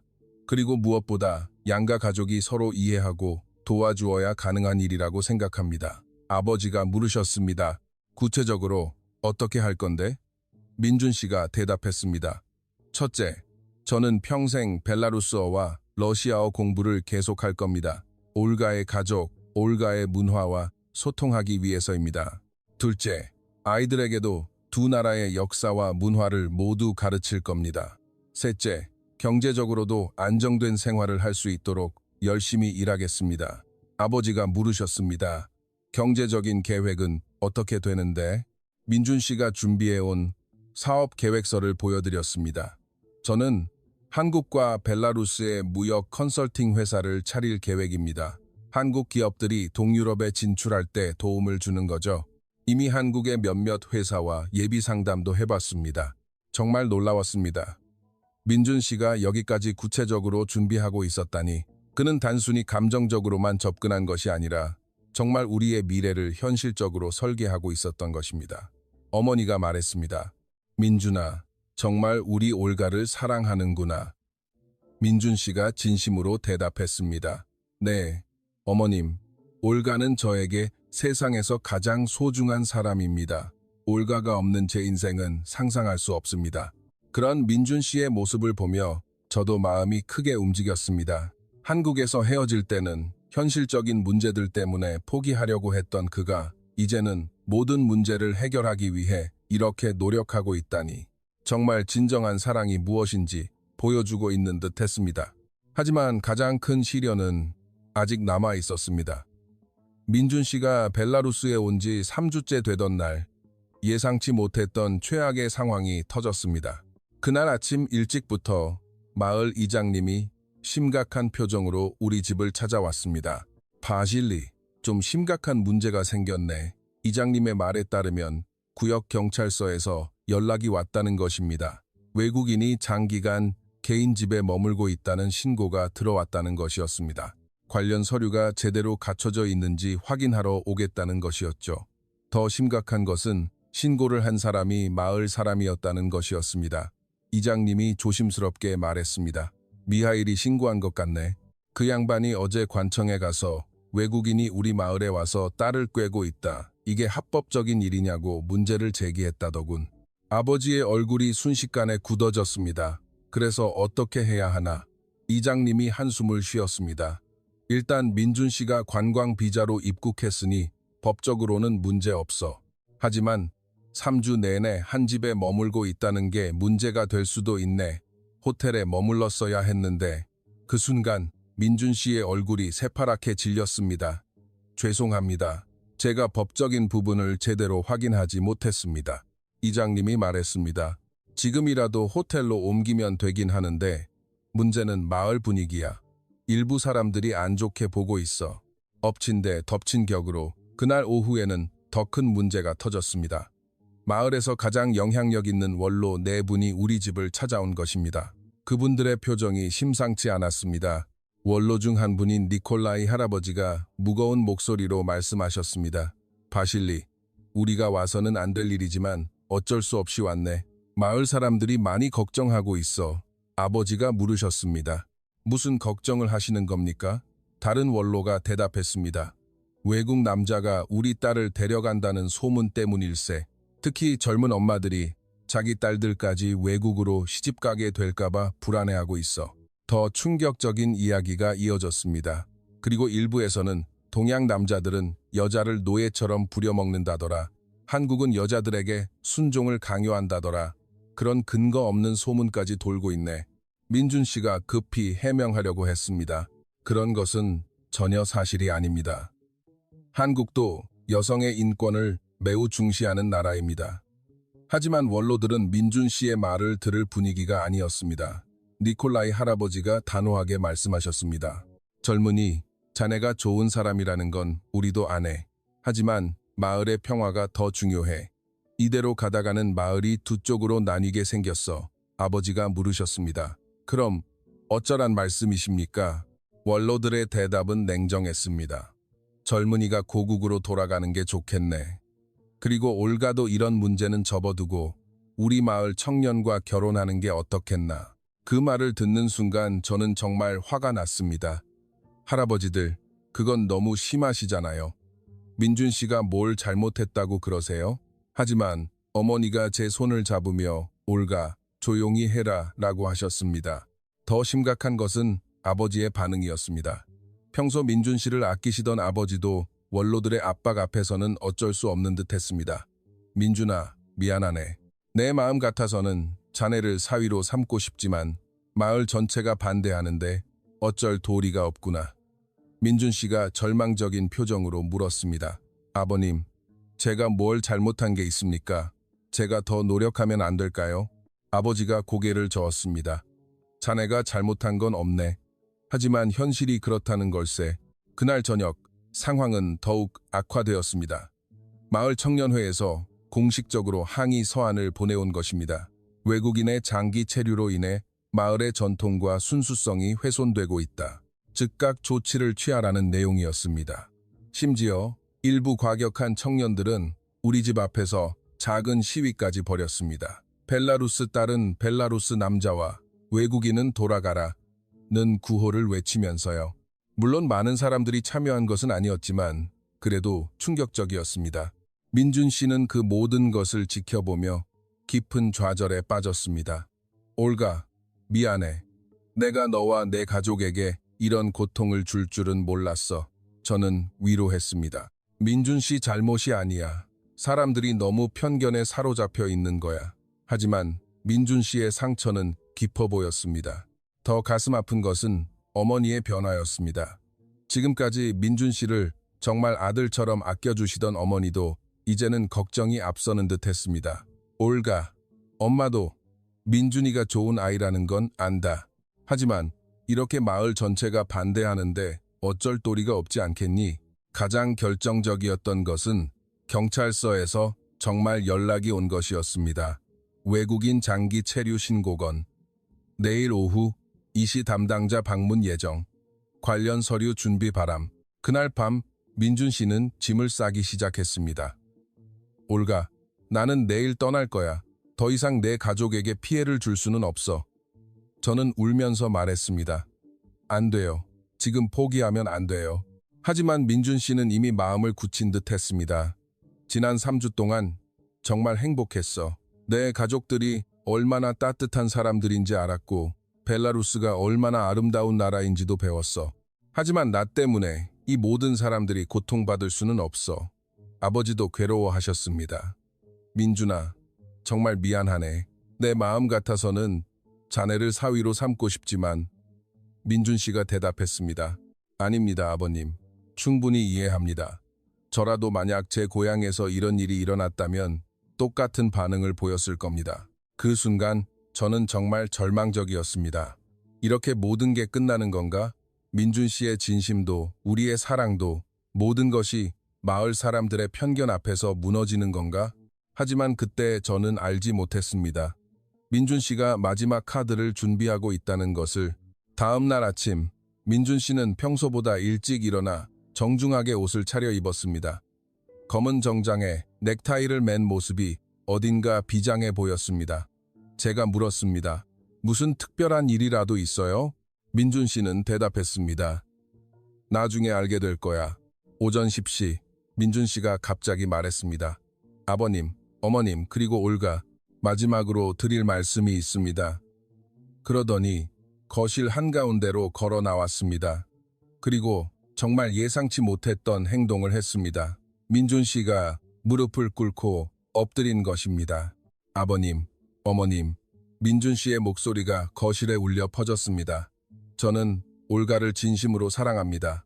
갑작스러운 민준 씨의 행동에 우리 모두 말을 잃었습니다. 하지만 민준 씨는 계속해서 말을 이어갔습니다. 저는 지난 3주 동안 이 집에서, 이 마을에서 제 인생 최고의 시간을 보냈습니다. 아버님께서는 저에게 진정한 농부의 정신이 무엇인지 가르쳐 주셨고, 어머님께서는 모정이 얼마나 위대한지 보여주셨습니다. 민준 씨의 목소리가 떨렸지만 의지는 확고했습니다. 그리고 무엇보다 벨라루스 사람들의 따뜻한 마음을 알게 되었습니다. 비록 지금은 오해와 편견 때문에 어려움이 있지만 저는 포기할 수 없습니다. 아버지가 말씀하셨습니다. 민준아, 일어나거라. 하지만 민준 씨는 고개를 들지 않았습니다. 아버님, 제 마지막 부탁을 들어주십시오. 저에게 1시간만, 딱 1시간만 시간을 주십시오. 마을 사람들 앞에서 제 진심을 보여드릴 기회를 주십시오. 아버지가 물으셨습니다. 무슨 말이냐? 민준 씨가 고개를 들고 결연한 표정으로 말했습니다. 저는 마을 광장에 서서 모든 사람들에게 제 마음을 전하고 싶습니다. 그리고 그들의 판단을 받겠습니다. 만약 그 후에도 사람들이 반대한다면 저는 아무 말 없이 떠나겠습니다. 어머니가 걱정스럽게 말씀하셨습니다. 민준아, 그럴 필요 없단다. 사람들이 뭐라고 할지 몰라. 하지만 민준 씨는 이미 결심을 굳힌 상태였습니다. 어머님, 저는 도망치지 않겠습니다. 사랑하는 사람을 위해서라면 어떤 시련도 견딜 수 있습니다. 오후 1시, 민준 씨는 정말 마을 광장으로 향했습니다. 소문이 빠르게 퍼져나가면서 마을 사람들이 하나둘 모여들기 시작했습니다. 호기심 반, 걱정 반의 표정들이었습니다. 우리 가족도 뒤따랐고 금세 광장에는 100명이 넘는 사람들이 모였습니다. 민준 씨는 광장 중앙에 서서 깊이 숨을 들이쉬더니 큰 목소리로 말하기 시작했습니다. 안녕하세요 여러분. 저는 한국에서 온 민준입니다. 완벽한 러시아어였습니다. 3주 만에 정말 많이 늘었던 것입니다. 저는 오늘 여러분께 제 마음을 전하기 위해 이 자리에 섰습니다. 여러분께서 저에 대해 궁금해하시고 걱정하시는 것을 알고 있습니다. 그래서 숨김없이 모든 것을 말씀드리고 싶습니다. 민준 씨가 차근차근 자신의 이야기를 들려주기 시작했습니다. 서울에서 어떻게 올가를 만났는지, 왜 벨라루스까지 오게 되었는지, 그리고 자신의 진심이 무엇인지를 솔직하게 털어놓았습니다. 저는 올가를 사랑합니다. 하지만 그게 전부가 아닙니다.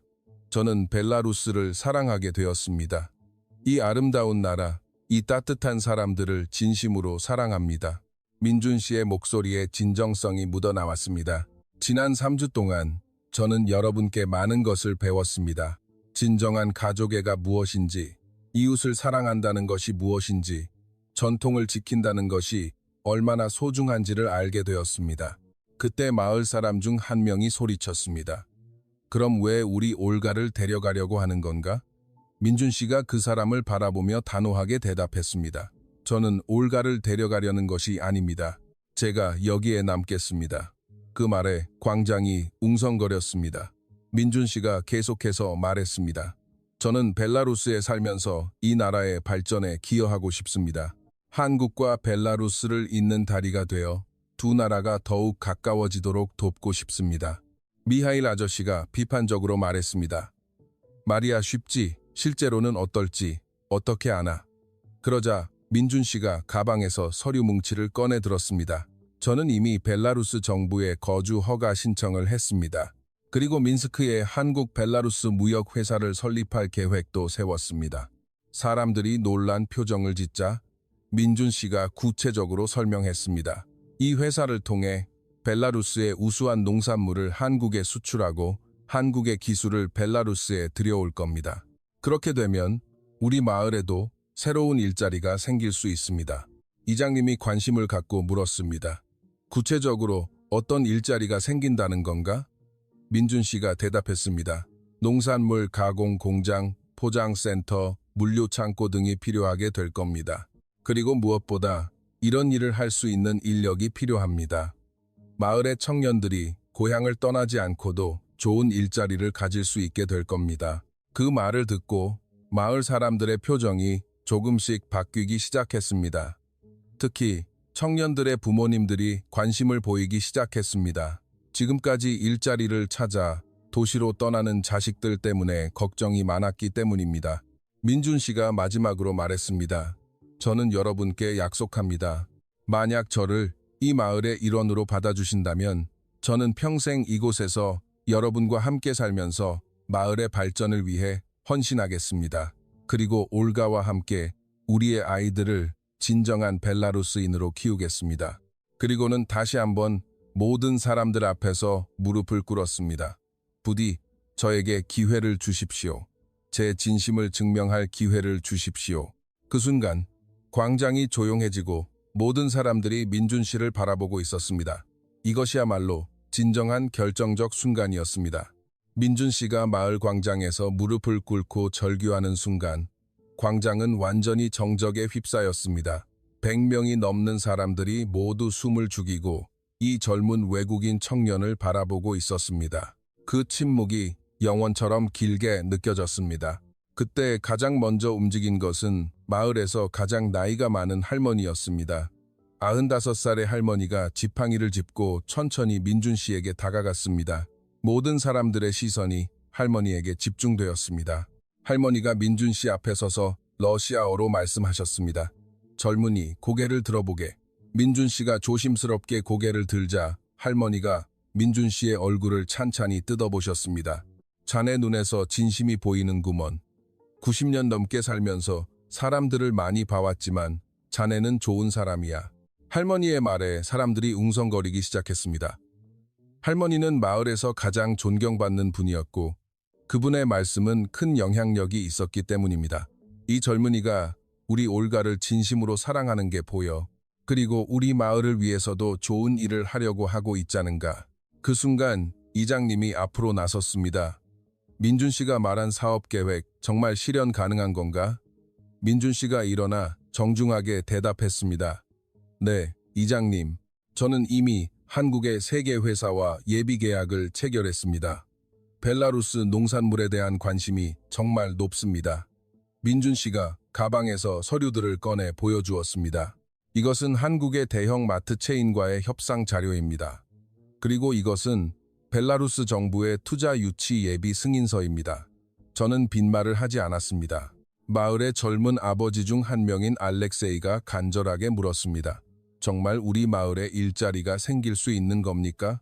우리 아들도 도시로 떠나지 않고 여기서 일할 수 있을까요? 민준 씨가 확신에 찬 목소리로 대답했습니다. 네, 약속합니다.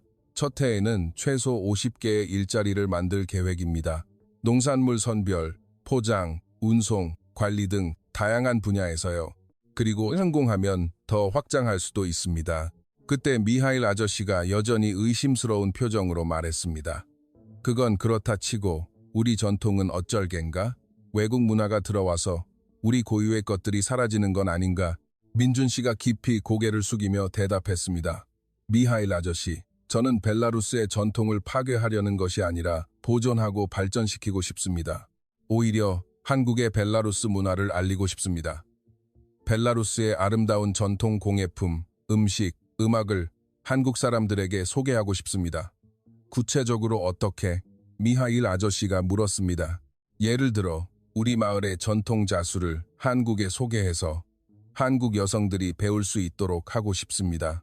그리고 벨라루스 전통 요리를 한국에서 판매할 수도 있습니다. 이렇게 되면 오히려 우리의 전통이 더 널리 알려지고 보존될 것입니다.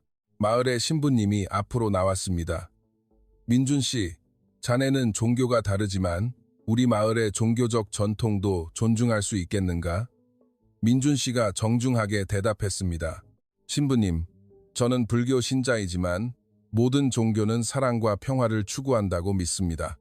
저는 우리의 아이들에게 두 종교의 가르침을 모두 전해주고 싶습니다. 불교의 자비와 기독교의 사랑을 함께요. 신부님이 고개를 끄덕이며 말씀하셨습니다. 그런 마음가짐이라면 문제 없을 것 같네. 그때 마을의 몇몇 청년들이 박수를 치기 시작했습니다. 민준 씨, 말이 맞아요. 우리도 고향에서 좋은 일자리를 갖고 싶어요. 외국 문화와 교류하는 것도 나쁘지 않다고 생각해요. 점점 더 많은 사람들이 민준 씨를 지지하는 목소리를 내기 시작했습니다. 특히 젊은 부모들과 청년들이 적극적으로 지지를 표했습니다. 마을에서 두 번째로 나이가 많은 이반 할아버지가 일어났습니다. 나도 이 젊은이를 지지하네. 요즘 젊은이들 중에 이런 진심을 가진 사람이 몇이나 있겠나. 그리고 우리 마을에도 새로운 바람이 필요해. 이장님이 사람들을 정리하며 말씀하셨습니다. 자, 그럼 이제 투표를 해봅시다. 민준 씨를 우리 마을 사람으로 받아들이는 것에 찬성하시는 분들은 손을 들어주십시오. 긴장되는 순간이었습니다. 처음에는 몇몇이 조심스럽게 손을 들었지만 점점 더 많은 사람들이 손을 들기 시작했습니다. 95살 할머니, 이반 할아버지, 신부님, 이장님, 그리고 수많은 마을 사람들이 손을 들었습니다. 최종 집계 결과 전체 100여 명 중 70명이 찬성표를 던졌습니다. 압도적인 승리였습니다. 그 순간 광장에서 큰 박수가 터져나왔고 민준 씨는 감격해서 눈물을 흘렸습니다. 이장님이 공식적으로 선언했습니다. 민준 씨를 우리 마을의 새로운 구성원으로 받아들입니다. 그 순간 마을 사람들이 환호성을 지르며 민준 씨를 애워쌌습니다. 가장 감동적이었던 것은 미하일 아저씨의 반응이었습니다. 그동안 가장 강하게 반대하시던 분이 민준 씨에게 다가와 손을 내밀며 말한 것입니다. 젊은이, 내가 오해했네. 잘 부탁하네. 민준 씨가 모든 사람들 앞에서 다시 한번 깊이 허리를 숙여 맹세했습니다. 감사합니다. 평생 여러분의 믿음을 저버리지 않겠습니다. 아버지와 어머니도 감격해 계셨습니다. 아버지가 민준 씨의 어깨에 손을 얹으며 말씀하셨습니다. 민준아, 이제 정말 우리 아들이구나. 어머니는 눈물을 흘리시며 민준 씨를 끌어안았습니다. 저도 기쁨의 눈물을 흘렸습니다. 불가능해 보였던 일이 현실이 된 순간이었습니다. 마을 사람들의 편견과 반대를 민준 씨의 진정성과 구체적인 계획이 완전히 뒤집어 놓은 것입니다. 그날 저녁, 마을 전체가 축제 분위기였습니다. 사람들이 자발적으로 음식을 준비해 광장에서 큰 잔치가 열렸습니다. 민준 씨는 마을의 영웅이 되어 있었습니다.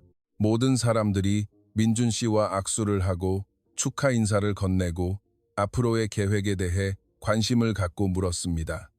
무엇보다 기뻤던 것은 마을 청년들의 반응이었습니다. 민준이 형, 정말 우리에게 일자리를 만들어줄 거죠? 저도 회사 일 도울 수 있어요. 그렇게 적극적인 관심을 보여준 것입니다. 그렇게 민준 씨의 두 번째 시도는 완전한 성공으로 끝났습니다.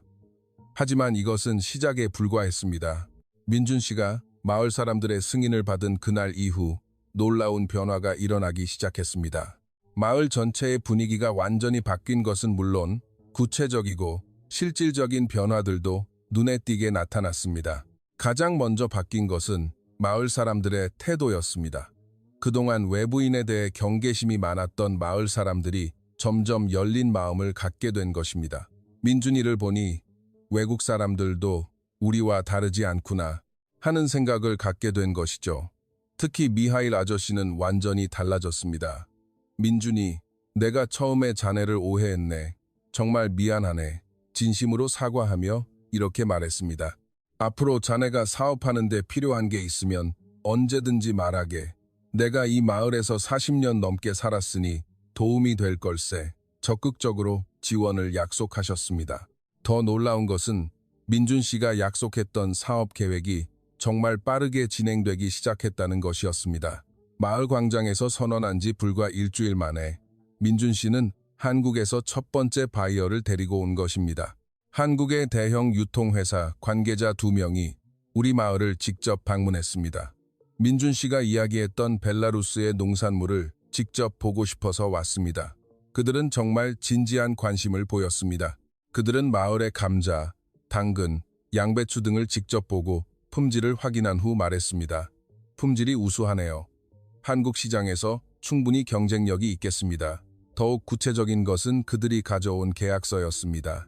첫 해에 우리 마을에서 생산되는 농산물의 30%를 한국으로 수출하는 계약이었으니까요. 계약 금액만 해도 마을 전체 농업소득의 50%에 해당하는 막대한 규모였습니다. 이장님이 감탄했습니다. 정말 이렇게 큰 계약이 성사될 줄은 몰랐네. 민준이가 정말 대단한 일을 해냈구먼. 아버지도 민준 씨를 다시 보셨습니다. 젊은이가 말만 하는 게 아니라 정말 실력이 있구나.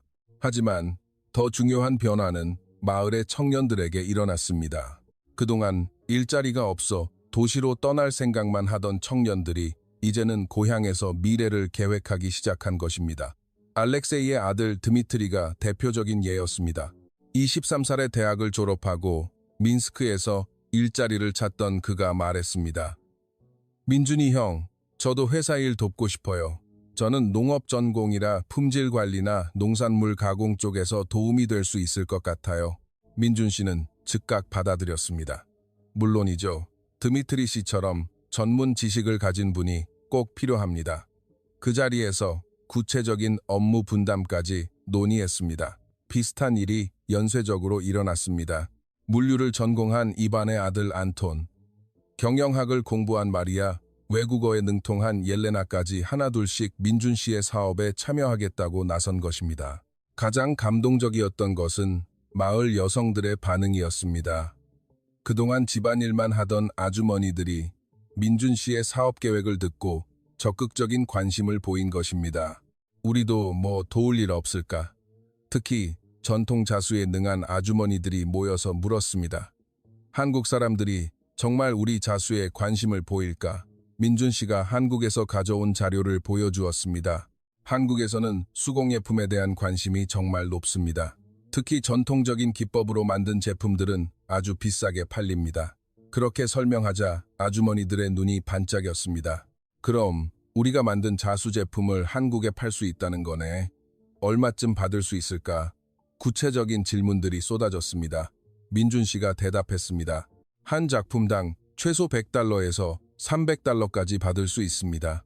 아주머니들이 깜짝 놀랐습니다. 그날부터 마을 아주머니들 사이에서 자수 열풍이 불기 시작했습니다. 우리도 한국에 우리 작품을 팔 수 있다니 정말 좋은 기회네. 그러면서 서로 기법을 교환하고 새로운 디자인을 연구하기 시작했습니다. 민준 씨의 영향은 마을 아이들에게까지 미쳤습니다.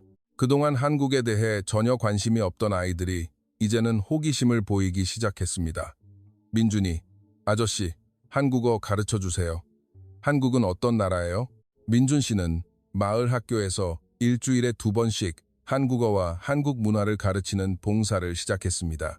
아이들이 안녕하세요, 감사합니다 같은 기본적인 한국어를 배우며 정말 즐거워하는 모습을 보니 가슴이 벅차 올랐습니다. 더 놀라운 것은 인근 마을의 반응이었습니다. 우리 마을의 변화 소식이 퍼져나가자 다른 마을 사람들도 관심을 보이기 시작한 것입니다. 그 한국 청년이 정말 대단한 일을 하고 있다더라. 우리 마을에도 저런 기회가 있었으면 좋겠네. 그런 이야기가 들려왔습니다.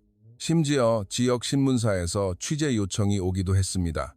한국인이 벨라루스 시골 마을에서 일으킨 기적이라는 제목으로 기사를 쓰고 싶다는 것이었습니다. 민준 씨는 처음에는 부담스러워했지만 이렇게 홍보가 되면 사업에도 도움이 되고 다른 지역에 좋은 영향을 미칠 수 있을 것 같습니다라며 인터뷰에 응했습니다. 기사가 나간 후의 반응은 정말 뜨거웠습니다.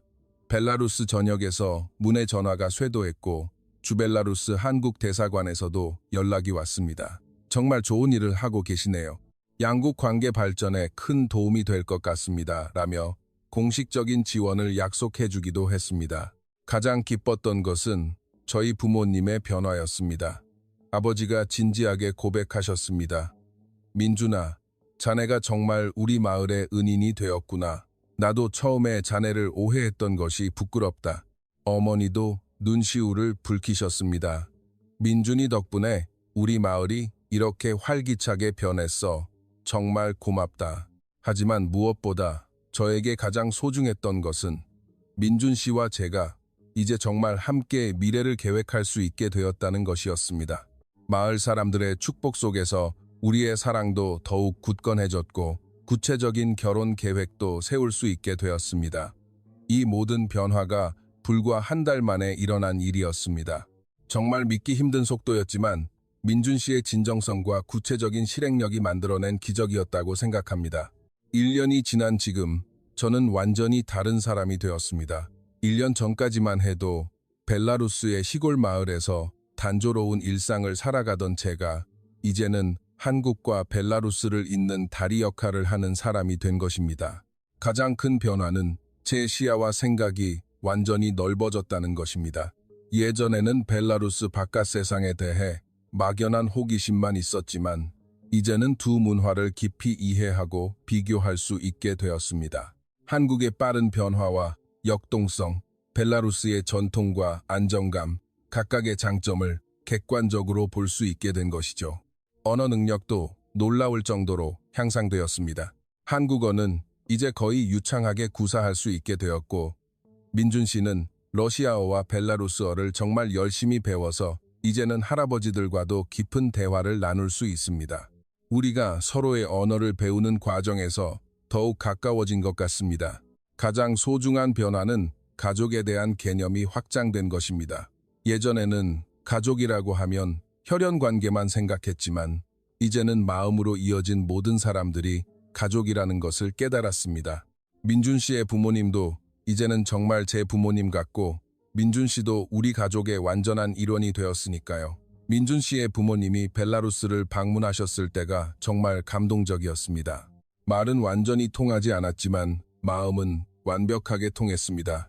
민준 씨의 아버지가 저희 아버지와 함께 농장에서 일하며 농부의 마음은 어디나 똑같다고 말씀하시는 모습, 민준 씨의 어머니와 저희 어머니가 함께 요리하며 웃으시는 모습, 그것들을 보니 정말 한 가족이 된 기분이었습니다.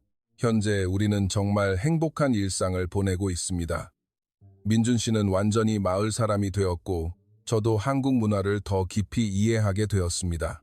우리는 서로 다른 문화의 장점을 배우면서 더욱 풍요로운 삶을 살아가고 있습니다. 매일 아침 민준 씨와 함께 마을을 산책하며 하루를 시작합니다. 민준 씨가 오늘도 좋은 하루가 될 것 같아 라고 말하면 저도 우리가 함께라면 어떤 하루든 좋을걸요 라고 대답하곤 합니다. 정말 평범하지만 소중한 일상입니다. 저녁에는 양가 가족과 화상통화를 하며 하루 일과를 나눕니다. 한국에 계신 민준 씨 부모님도 이제는 간단한 러시아어 인사를 할 수 있게 되셨고 저희 부모님도 기본적인 한국어를 조금씩 배우고 계십니다. 안녕하세요. 감사합니다. 같은 인사말로 서로 소통하는 모습이 정말 귀엽습니다. 주말에는 함께 요리를 합니다. 민준 씨가 일본 요리를 만들어주면 저는 벨라루스 요리를 만들어주고 때로는 두 나라의 요리를 섞어 새로운 요리를 만들어 보기도 합니다. 된장찌개와 비슷한 벨라루스식 감자 요리 같은 퓨전 요리들이 의외로 맛있어서 마을 사람들에게도 소개해주고 있습니다. 가장 기대되는 것은 미래에 대한 계획입니다. 우리는 내년에 결혼식을 올릴 예정인데 벨라루스 전통 결혼식과 한국 전통 혼례를 모두 치르기로 했습니다. 두 문화의 아름다운 전통을 모두 경험하고 양가 가족 모두가 축복해주는 결혼식이 될 것입니다. 그리고 아이들이 생긴다면 정말 세계 시민으로 키우고 싶습니다. 한국어, 러시아어, 벨라루스어를 모두 구사하고 두 나라의 문화와 전통을 모두 이해하는 아이들로요. 그 아이들이 자라서 또 다른 문화의 다리 역할을 할 수 있을 거라고 생각합니다. 돌이켜보면 정말 놀라운 변화였습니다. 1년 전만 해도 상상할 수 없었던 일들이 현실이 되었고 제 인생이 완전히 바뀐 것입니다. 하지만 무엇보다 소중한 것은 이 모든 변화가 사랑에서 시작되었다는 점입니다. 민준 씨를 만나고 저는 사랑이 정말 모든 것을 바꿀 수 있다는 것을 배웠습니다. 언어의 장벽도, 문화의 차이도, 거리의 장벽도 모두 극복할 수 있다는 것을 몸소 체험했으니까요. 그리고 그런 사랑은 한 사람만의 노력이 아니라 서로를 향한 진정성에서 나온다는 것도 깨달았습니다. 이제 이야기를 마치면서 여러분께 꼭 전하고 싶은 말이 있습니다. 제가 겪은 이 모든 일을 통해 정말 많은 것을 배웠습니다. 가장 중요한 깨달음은 진정한 사랑에는 국경이 없다는 것이었습니다. 처음에 민준 씨를 만났을 때는 단순히 호기심과 설렘이었지만 시간이 지나면서 그것이 진짜 사랑으로 발전할 수 있었던 것은 서로에 대한 존중과 이해가 바탕이 되었기 때문입니다. 민준 씨가 제 문화를 진심으로 배우려고 노력하고 저도 한국 문화를 이해하려고 애쓰면서 우리는 단순히 연인이 아니라 진정한 동반자가 될 수 있었습니다. 두 번째로 중요한 것은 편견을 극복하는 과정이었습니다. 처음에는 제 가족도 마을 사람들도 민준 씨에 대해 많은 편견을 가지고 있었습니다. 동양 남자는 믿을 수 없다. 문화가 다르면 행복할 수 없다와 같은 선입견들이요. 하지만 민준 씨가 보여준 진정성과 한결같은 행동들이 그런 편견들을 하나하나 무너뜨렸습니다. 말로만 하는 것이 아니라 행동으로 증명했기 때문입니다. 농장 일을 도우며 성실함을 보였고 마을 어른들에게 예의를 지키며 인성을 증명했으며 무엇보다 저와 제 가족을 진심으로 사랑하고 있다는 것을 행동으로 보여준 것입니다. 이 과정에서 저는 편견이라는 것이 얼마나 위험하고 불필요한 것인지 깨달았습니다. 사람을 국적이나 외모, 문화적 배경으로 판단하는 것이 아니라 그 사람의 진정한 마음과 인성을 보아야 한다는 것을 배웠습니다. 셋째는 가족의 진정한 의미에 대한 깨달음이었습니다.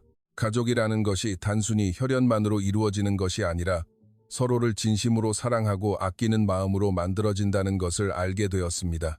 민준 씨가 우리 가족의 일원이 되는 과정을 지켜보면서 그리고 제가 민준 씨의 가족들에게 받아들여지는 경험을 하면서 진정한 가족의 의미를 깨달았습니다. 넷째는 문화 교류의 아름다움이었습니다. 서로 다른 문화가 만나면 갈등이 생기는 것이 아니라 오히려 더 풍요롭고 아름다운 문화가 만들어진다는 것을 경험했습니다. 한국 문화의 역동성과 벨라루스 문화의 전통적 안정감이 만나 정말 조화로운 삶을 만들어내고 있는 것입니다. 다섯째는 꿈을 포기하지 않는 것의 중요성입니다. 처음에 민준 씨와 헤어졌을 때 저는 모든 것이 끝났다고 생각했습니다. 주변의 반대와 현실적인 어려움들 앞에서 포기하고 싶었습니다. 하지만 민준 씨가 포기하지 않고 끝까지 노력했기에 지금의 행복이 가능했습니다. 만약 그때 민준 씨가 역시 안 되는구나 하고 포기했다면 우리는 지금 이렇게 행복하지 않았을 것입니다. 정말 소중한 것을 위해서는 끝까지 노력해야 한다는 것을 배웠습니다. 마지막으로 가장 중요한 것은 진정성이라는 점입니다. 민준 씨가 성공할 수 있었던 가장 큰 이유는 모든 것이 진심에서 우러나온 행동이었기 때문입니다. 계산적이거나 의도적인 것이 아니라 정말 저를 사랑하고 제 가족을 사랑하는 마음에서 나온 자연스러운 행동들이었던 것입니다. 사람들은 진심을 알아봅니다. 아무리 말을 잘하고 겉으로 좋은 모습을 보여도 진짜 마음이 없으면 결국 드러나게 되어 있습니다. 하지만 진정성이 있다면 말이 서툴고 문화가 달라도 마음은 통한다는 것을 민준 씨가 증명해 보였습니다. 자, 여러분께 질문을 드리고 싶습니다.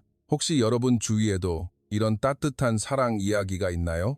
문화의 장벽을 넘어선 아름다운 만남이나 편견을 극복한 감동적인 이야기가 있다면 댓글로 들려주세요. 혹은 국제 연애를 하고 계시거나 고민하고 계신 분들이 있다면 제 경험이 조금이나마 도움이 되었으면 좋겠습니다. 가장 중요한 것은 서로에 대한 존중과 진정성이라는 것을 꼭 기억해 주세요. 그리고 결혼을 앞두고 계시거나 가족의 반대로 고민하고 계신 분들께도 말씀드리고 싶습니다. 때로는 시간이 필요할 수도 있고 더 많은 노력이 필요할 수도 있습니다. 하지만 진정한 사랑이라면 반드시 길이 열릴 것이라고 믿습니다. 우리 이야기가 전 세계의 모든 커플들에게 희망과 용기를 주었으면 좋겠습니다. 사랑에는 정말 국경이 없고 진정성이 있다면 어떤 어려움도 극복할 수 있다는 것을 보여드리고 싶었습니다. 마지막으로 이 감동적인 이야기가 마음에 드셨다면 꼭 좋아요 버튼을 눌러주세요. 그리고 채널 구독도 잊지 마세요. 이런 아름다운 사랑 이야기들이 더 많은 사람들에게 전해질 수 있도록 공유도 부탁드립니다. 여러분의 소중한 댓글도 정말 기대하고 있습니다. 어떤 부분이 가장 감동적이었는지, 어떤 교훈을 얻었는지, 그리고 여러분만의 특별한 사랑 이야기도 들려주세요. 우리 이야기처럼 여러분의 이야기도 누군가에게는 큰 힘이 될 수 있습니다. 사랑하는 여러분, 오늘도 행복한 하루 보내세요. 그리고 여러분 모두에게도 아름다운 사랑이 가득하기를 진심으로 바랍니다. 긴 시간 제 이야기를 들어주셔서 정말 감사합니다.